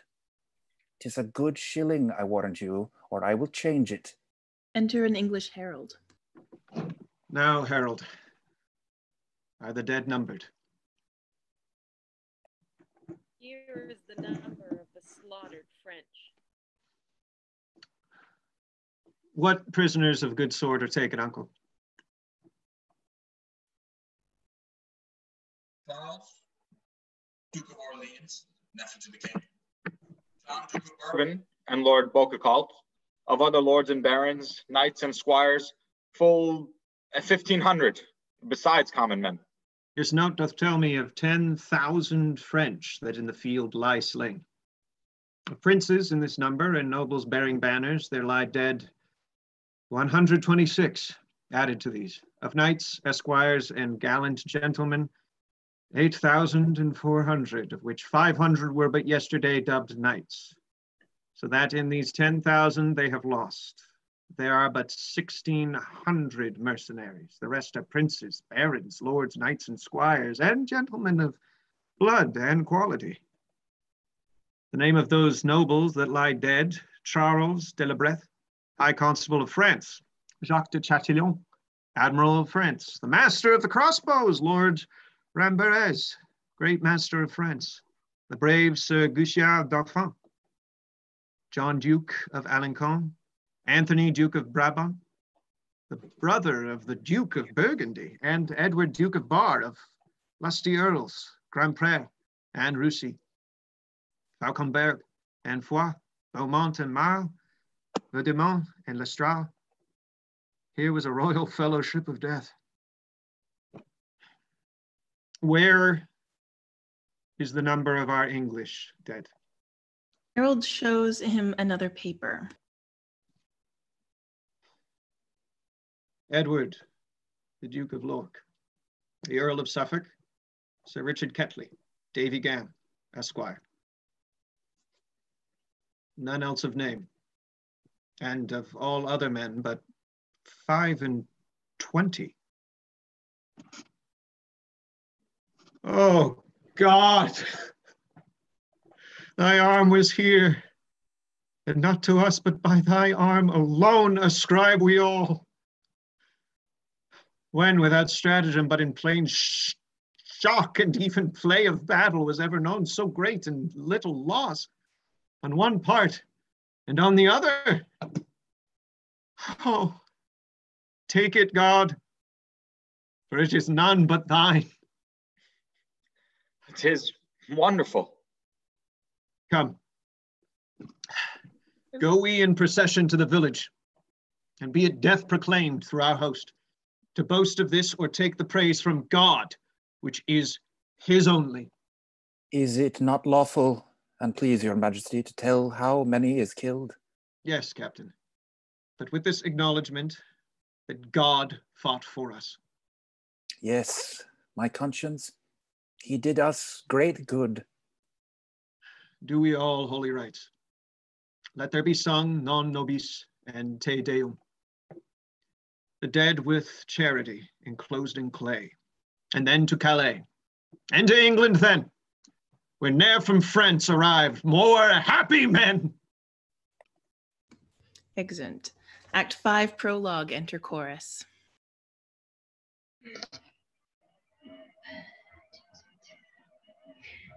Vouchsafe to those that have not read the story that I may prompt them, and of such as we have, I humbly pray them to admit the excuse of time, of numbers, and due course of things which cannot in their huge and proper life be here presented. Now we bear the king towards Calais. Grant him there seen. Heave him away upon your winged thoughts, athwart the sea. Behold, the English beach pales with the flood, in the flood with men, with wives and boys whose shouts and claps outvoice the deep-mouthed sea, which, like a mighty whiffler for the king, seems to prepare his way. So let him land, and solemnly see him set on to London. So swift a pace hath thought that even now you may imagine him upon Blackheath, where that his lords desire him to have borne his bruised helmet and his bended sword before him through the city. He forbids it, being free from vainness and self-glorious pride, giving full trophy, signal, and ostent, quite from himself to God. But now, behold, in the quick forge and working house of thought, how London doth pour out her citizens, the mayor and all his brethren in best sort, like to the senators of the antique Rome, with the plebeians swarming at their heels, go forth and fetch their conquering Caesar in. As by a lower but loving likelihood, were now the general of our gracious empress, as in good time he may, from Ireland coming, bringing rebellion broached on his sword, how many would the peaceful city quit to welcome him? Much more, and much more cause did they this harry. Now in London place him. As yet the lamentation of the French invites the King of England stay at home. The emperor's coming in behalf of France to order peace between them, and omit all the occurrences, whatever chanced, till Harry's back return again to France. There must we bring him, and myself have played the interim by remembering you 'tis past. Then, brook abridgment, and your eyes advance, after your thoughts, straight back again to France. Exit. Scene 1, France, the English camp. Enter Fluellen and Gower. Nay, that's right. But why wear you your leek today? St. Davy's Day is past. There is occasions and causes why and wherefore in all things. I will tell you, ask my friend, Captain Gower. The rascally, scald, beggarly, lousy, pragging knave Pistol, which you and yourself and all the world knew to be no better than a fellow, look you now, of no merits, he has come to me and brings me bread and salt yesterday, look you, and bid me eat my leek. It was in place where I could not breed no contention with him, but I will be so bold as to wear it in my cap till I see him once again, and then I will tell him a little piece of my desires. Enter Pistol. Why, here he comes, swelling like a turkey cock. 'Tis no matter for his swelling nor his turkey cocks. God bless you, ancient Pistol, you scurvy, lousy knave. God bless you. Ha! Art thou bedlam? Dost thou thirst, base Trojan, to have me fold up Parca's fatal web? Hence, I am qualmish at the smell of leek. I beseech you heartily, scurvy, lousy knave, at my desires and my requests and my petitions to eat, look you, this leek. Because, look you, you do not love it, nor your affections and your appetites and your digestions does not agree with it, I would desire you to eat it. Not for Cadwallader and all his goats. There is one goat for you. Strikes him. Will you be so good, scald knave, as to eat it? Base Trojan, thou shalt die. You say very true, scald knave, when God's will is. I will desire you to live in the meantime and eat your victuals. Come, there is sauce for it. You called me yesterday mountain squire, but I will make you today a squire of low degree. I pray you, fall to. If you can mock a leek, you can eat a leek. Enough, Captain. You have astonished him. I say I will make him eat some part of my leek, or I will peat his pate 4 days. Bite, I pray you. It is good for your green wound and your bloody coxcomb.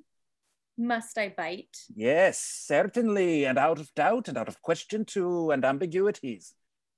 By this leek I will most horribly revenge. I eat and eat, I swear. Eat, I pray you. You will have some more sauce to your leek. There is not enough leek to swear by.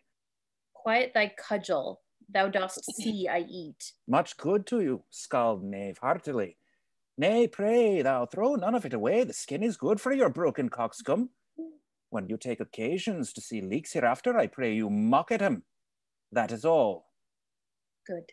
Aye, leeks is good. Hold you, there is a groat to heal your pate. Me a groat? Yes, verily, and in truth you shall take it. For I have another leek in my pocket which you shall eat. I take thy groat in earnest of revenge. If I owe you anything, I will pay you in cudgels. You shall be a woodenmonger, buy nothing of me but cudgels. God be with you, and keep you, and heal your pate. Exit. All hell shall stir for this. Go, go. You are a counterfeit, cowardly knave. Will you mock at an ancient tradition begun upon an honorable respect and worn as a memorable trophy of predeceased valor, and dare not avouch in your deeds any of your words? I have seen you gleeking and galling at this gentleman twice or thrice. You thought, because he could not speak English in the native garb, he could not therefore handle an English cudgel. You find it otherwise, and henceforth let a Welsh correction teach you a good English condition. Fare you well. Exit. Doth fortune play the housewife with me now? News have I that my Nell is dead in the spittle of malady of France, and there my rendezvous is quite cut off. Old I do wax, and from my weary limbs honor is cudgeled. Well bought I'll turn, and something lean to cut purse of quick hand. To England will I steal, and there I'll steal, and patches will I get unto these cudgeled scars, and I swear I got them in the Gallia Wars. Exit. Scene 2, France, a royal palace. Enter at one door King Henry, Exeter, Bedford, Gloucester, Warwick, Westmoreland, and other lords. At another, the French king, Queen Isabel, the Princess Catherine, Alice, and other ladies, the Duke of Burgundy in his train. Peace to this meeting, wherefore we are met. Unto our brother France, and to our sister, health and fair time of day. Joy and good wishes to our most fair and princely cousin, Catherine. And as a branch and member of this royalty by whom this great assembly is contrived, we do salute you, Duke of Burgundy, and princes, French, and peers. Health to you all. Right joyous are we to behold your face. Most worthy brother England, fairly met, so are you, princes English, everyone. So happy be the issue, brother England, of this good day and of this gracious meeting, as we are now glad to behold your eyes which hitherto have borne in them against the French, that met them in their bent, the fatal balls of murdering basilisks. The venom of such looks we fairly hope have lost their quality, and that this day shall change all griefs and quarrels into love. To cry all men to that, thus we appear. You English princes all, I do salute you. My duty to you both on equal love, great kings of France and England, that I have labored with all my wits, my pains, and strong endeavors to bring your most imperial majesties unto this bar and royal interview. Your mightiness on both parts best can witness, since then my office hath so far prevailed that face to face and royal eye to eye you have congregated. Let it not disgrace me if I demand before this royal view what rub or what impediment there is, why that the naked, poor, and mangled peace, dear nurse of arts and joyful births, should not in this best garden of the world or our fertile France put up her lovely visage? Alas, she hath from France too long been chased, and all her husbandry doth lie on heaps, corrupting in its own fertility. Her vine, the merry cheerer of the heart, unpruned dies.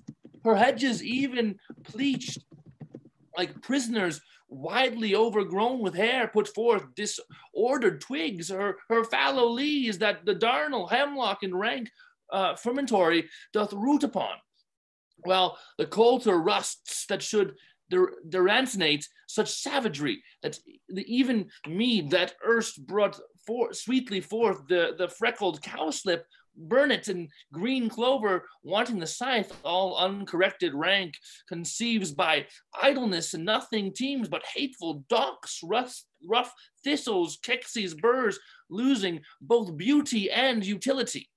And as our vineyards, fallows, meads, and hedges, defective in their natures, grow to wildness, even so our houses and ourselves and children have lost or do not learn for want of time the sciences that should become our country, but grow like savages, as soldiers will then nothing but meditate on blood, to swearing and stern looks, diffused attire, and everything that seems unnatural, which to reduce into our former favor you are assembled. And my speech entreats that I may know the let why gentle peace should not expel these inconveniences, and bless us with her former qualities. If, Duke of Burgundy, you would the peace whose want gives growth to the imperfections which you have cited, you must buy that peace with full accord to all our just demands, whose tenors and particular effects you have enscheduled briefly in your hands. The king hath heard them, to the which as yet there is no answer made. Well, then the peace which you before so urged lies in his answer. I have but with a cursory eye our glance the articles. Pleaseth your grace to appoint some of your council presently to sit with us once more. with better ease to resurvey them, we will suddenly pass our accept and peremptory answer. Brother, we shall go. Go, Uncle Exeter, and Brother Clarence, and you, Brother Gloucester, Warwick and Huntington. Go with the king, and take with you free power to ratify, augment, or alter as your wisdom's best shall see advantageable for our dignity. Anything in or out of our demands, and we'll consign thereto. Will you, fair sister, go with the princes, or stay here with us? Oh, gracious brother, I will go with them. Haply a woman's voice may do some good when articles too nicely urged be stood on. Yet leave our cousin Catherine here with us? She is our capital demand comprised within the full rank of our articles. She has good leave. Exundal accept Henry, Catherine, and Alice. Fair Catherine, and most fair, will you vouchsafe to teach a soldier terms, such as will enter at a lady's ear and plead his love suit to her gentle heart? Your Majesty shall mock at me. I cannot speak your England. Oh, fair Catherine, if you will love me soundly with your French heart, I will be glad to hear you confess it brokenly with your English tongue. Do you like me, Kate? Pardonnez-moi, I cannot tell what is like me. An angel is like you, Kate, and you are like an angel. Que dit-il? Que je suis semblable à les anges? Oui, vraiment, sauf votre grâce, ainsi dit-il. I said so, dear Catherine, and I must not blush to affirm it. Bon Dieu, les langues des hommes sont pleines de tromperie. Oh. What says she, fair one? That the tongues of men are full of deceit? Oui, that the tongues of the men is be full of deceit. That is the princess. The princess is the better English woman. In faith, Kate, my wooing is fit for thy understanding. I am glad thou canst speak no better English. For if thou couldst, thou wouldst find me such a plain king that thou wouldst think I had sold my farm to buy my crown. I know no ways to mince it in love, but directly to say, I love you. Then, if you urge me farther than to say, do you in faith, I wear out my suit. Give me your answer, faith too. And so, clap hands and a bargain. How say you, lady? How say you, lady? Sauf votre honneur, me understand well. Marry, if you would put me to verses or to dance for your sake, Kate, why, you undid me. For the one, I have neither words nor measure, and for the other, I have no strength in measure, yet a reasonable measure in strength. If I could win a lady at leapfrog or by vaulting into my saddle with my armor on my back, under the correction of bragging be it spoken, I should quickly leap into a wife, or if I might buffet for my love or bound my horse for her favors, I could lay on like a butcher and sit like a jackanapes, never off. Yeah. But before God, Kate, I cannot look greenly, nor gasp out my eloquence, nor I have no cunning in protestation, only downright oaths, which I never use till urged, nor I never break for urging.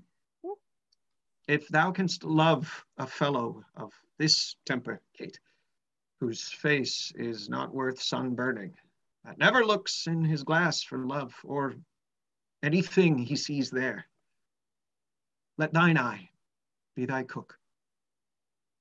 I speak to thee, plain soldier.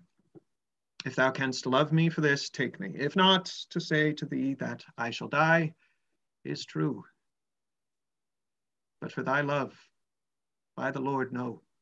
Yet I love thee too. And will thou livest, dear Kate, take a fellow of plain and uncoined constancy, for he perforce must do thee right, because he hath not the gift to woo in other places. For these fellows of infinite tongue that can rhyme themselves into ladies' favors, they do always reason themselves out again. What? A speaker is but a prater, a rhyme is but a ballad. A good leg will fall, a straight back will stoop, a black beard will turn white, a curled pate will grow bald. A fair face will wither, a full eye will wax hollow, but a good heart, Kate, is the sun and the moon, or rather the sun and not the moon, for it shines bright and never changes, but keeps his course truly. If thou would have such a one, take me, and take me, take a soldier, take a king. And what sayest thou then to my love? Speak, my fair, and fairly, I pray thee. Is it possible that I should love the enemy of France? No, it is not possible you should love the enemy of France, Kate. But in loving me, you should love the friend of France. For I love France so well that I will not part with a village of it. I will have it all mine. And Kate, when France is mine, I am yours. Then yours is France, and you are mine. I cannot tell what that is. No, Kate. I will tell thee in French, which I am sure will hang upon my tongue like a new married wife about her husband's neck, hardly to be shook off. Je crois sur la possession de France, et croire vu avec la possession de moi. Let me see what then. Saint Denis be my speed. Donc, votre est France, et vu est mien. It is easy for me, Kate, to conquer the kingdom as to speak so much more French. I shall never move thee in French, unless it be to laugh at me. Sauf votre honneur, le François que vous parlez est meilleur que l'anglais lequel je parle. No, faith is not, Kate. But thy speaking of my tongue and I thine most truly falsely must needs be granted to be much at one. But, Kate, dost thou understand thus much English? Canst thou love me? I cannot tell. Can any of your neighbors tell, Kate? I'll ask them. Come, I know thou lovest me, and at night when you come into your closet, you'll question this gentlewoman about me. And I know, Kate, you will to her dispraise those parts in me that you love with your heart. But, good Kate, mock me mercifully, the rather, gentle princess, because I love thee cruelly. If ever thou beest mine, Kate, as I have a saving faith within me, tells me thou shalt, I get thee with scambling, and thou must therefore needs prove a good soldier breeder. Shall not thou and I between Saint Denis and Saint George compound a boy, half French, half English, and shall go to Constantinople and take the Turk by the beard? Shall we not? What sayest thou, my fair flower de lis? I do not know that. No. 'Tis hereafter to know, but now to promise. Do but now promise, Kate. You will endeavor for your French part of such a boy, and for my English moiety, take the word of a king and a bachelor. How answer you, la plus belle, Catherine de Mon, très chère et divine d'ici? Your Majesty have false French enough to deceive the most sage demoiselle that is in France. Now, fie upon my false French. By my honor, in true English, I love thee, Kate. By which honor I dare not swear thou lovest me. Yet my blood begins to flatter me that thou dost, notwithstanding the poor and untempering effect of my visage. Now beshrew my father's ambition. He was thinking of civil wars when he got me. Therefore was I created with a stubborn outside, with an aspect of iron, that when I come to woo ladies, I fright them. But in faith, Kate, the elder I wax, the better I shall appear. My comfort is that old age, that ill layer up of beauty can do no more spoil upon my face. Thou hast me, if thou hast me, at the worst, and thou shalt wear me, if thou wear me, better and better. And therefore tell me, most fair Catherine, will you have me? Put off your maiden blushes, avouch the thoughts of your heart with the looks of an empress. Take me by the hand and say, Harry of England, I am thine. Which word thou shalt so sooner bless mine ear withal, but I will tell thee aloud. England is thine, Ireland is thine, France is thine, and Harry Plantagenet is thine. Who, though I speak it before his face, if he be not fellow with the best king, thou shalt find the best king of good fellows. Come, your answer in broken music, for thy voice is music, and thy English broken. Therefore, Queen of all, Catherine, break thy mind to me in broken English. Wilt thou have me? That is, shall please de roi, mon père. Nay, it will please him well. Kate, it shall please him, Kate. Then it shall also content me. Upon that, I kiss your hand, and I call you my queen. Eh, monseigneur, laissez, ma foi. Je ne veux point que vous abaissez votre grandeur et baisse à la main d'une de votre seigneurie indigne serviteur. Excusez-moi, je vous supplie, mon très puissant seigneur. Then I will kiss your lips, Kate. Les dames et demoiselles peuvent être baissées devant leurs noces. Il n'est pas la coutume de France. Madam, my interpreter, what says she? That it is not be the fashion pour les ladies de France. I cannot tell what is baiser on English. To kiss. Your Majesty entendre better que moi. It is not a fashion for the maids in France to kiss before they are married, would she say? Oui, vraiment.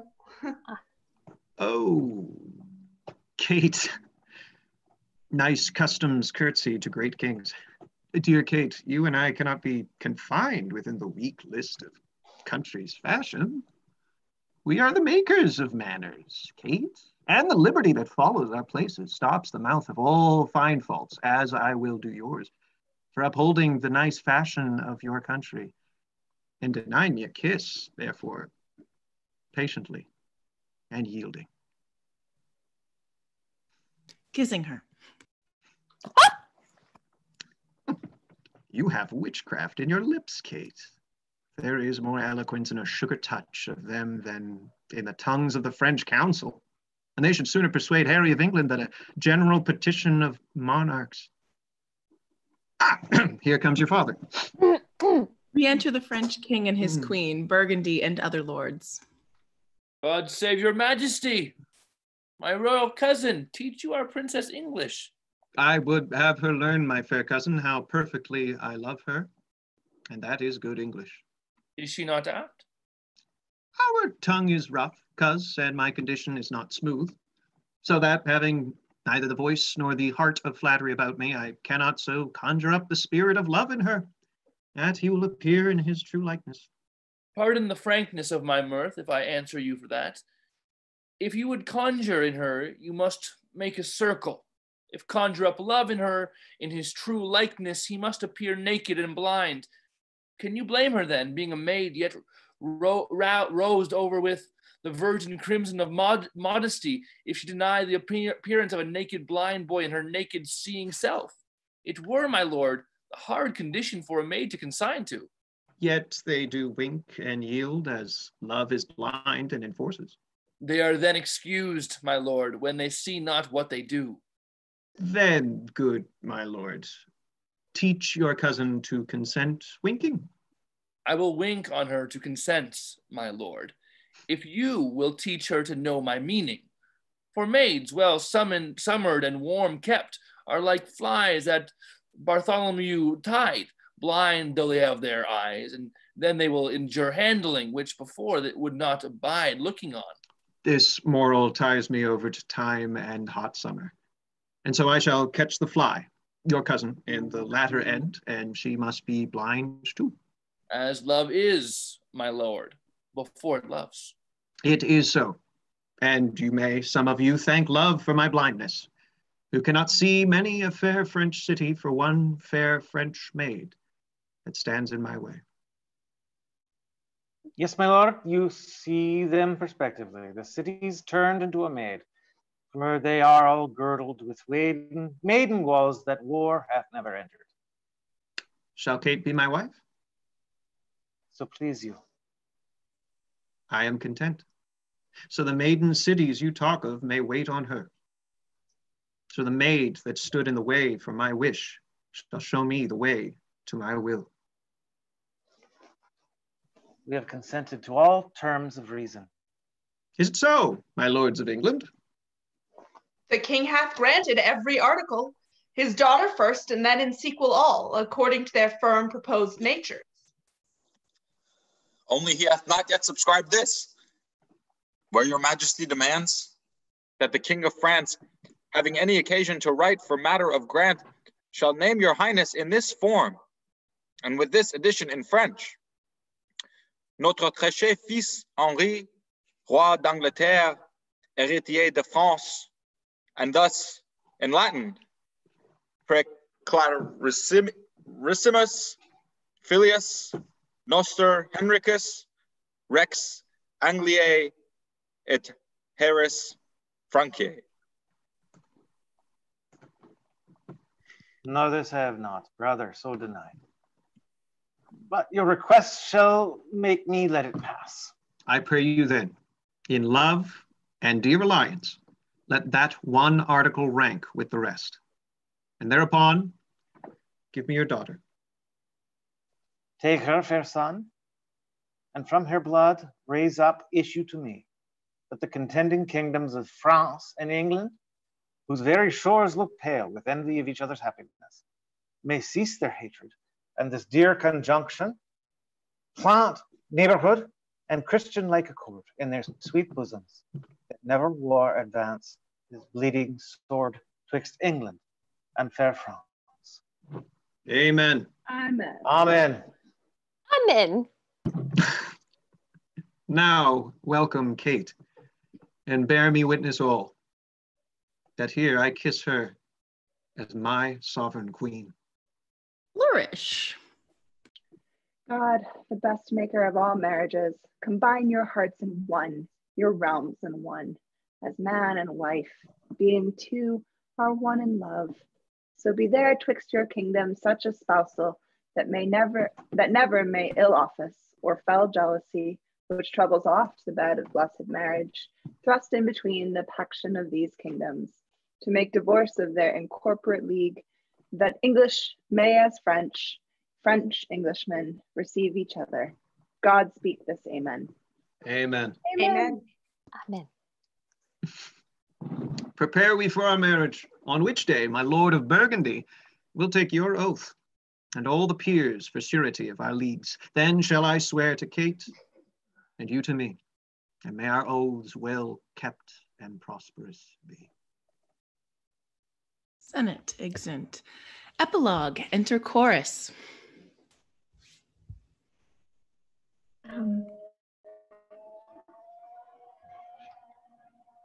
Thus far, with rough and all unable pen, our bending author hath pursued the story, in little room confining mighty men, mangling by starts the full course of their glory. Small time, but in that small most greatly lived this star of England. Fortune made his sword, by which the world's best garden he achieved, and of it left his son imperial lord.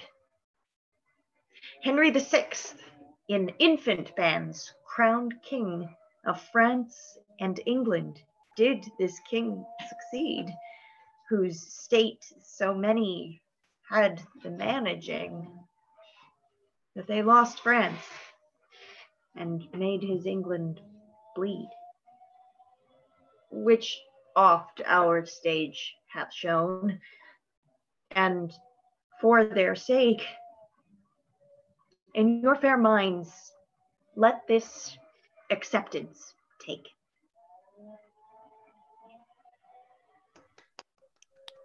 Exit. The end. We did it!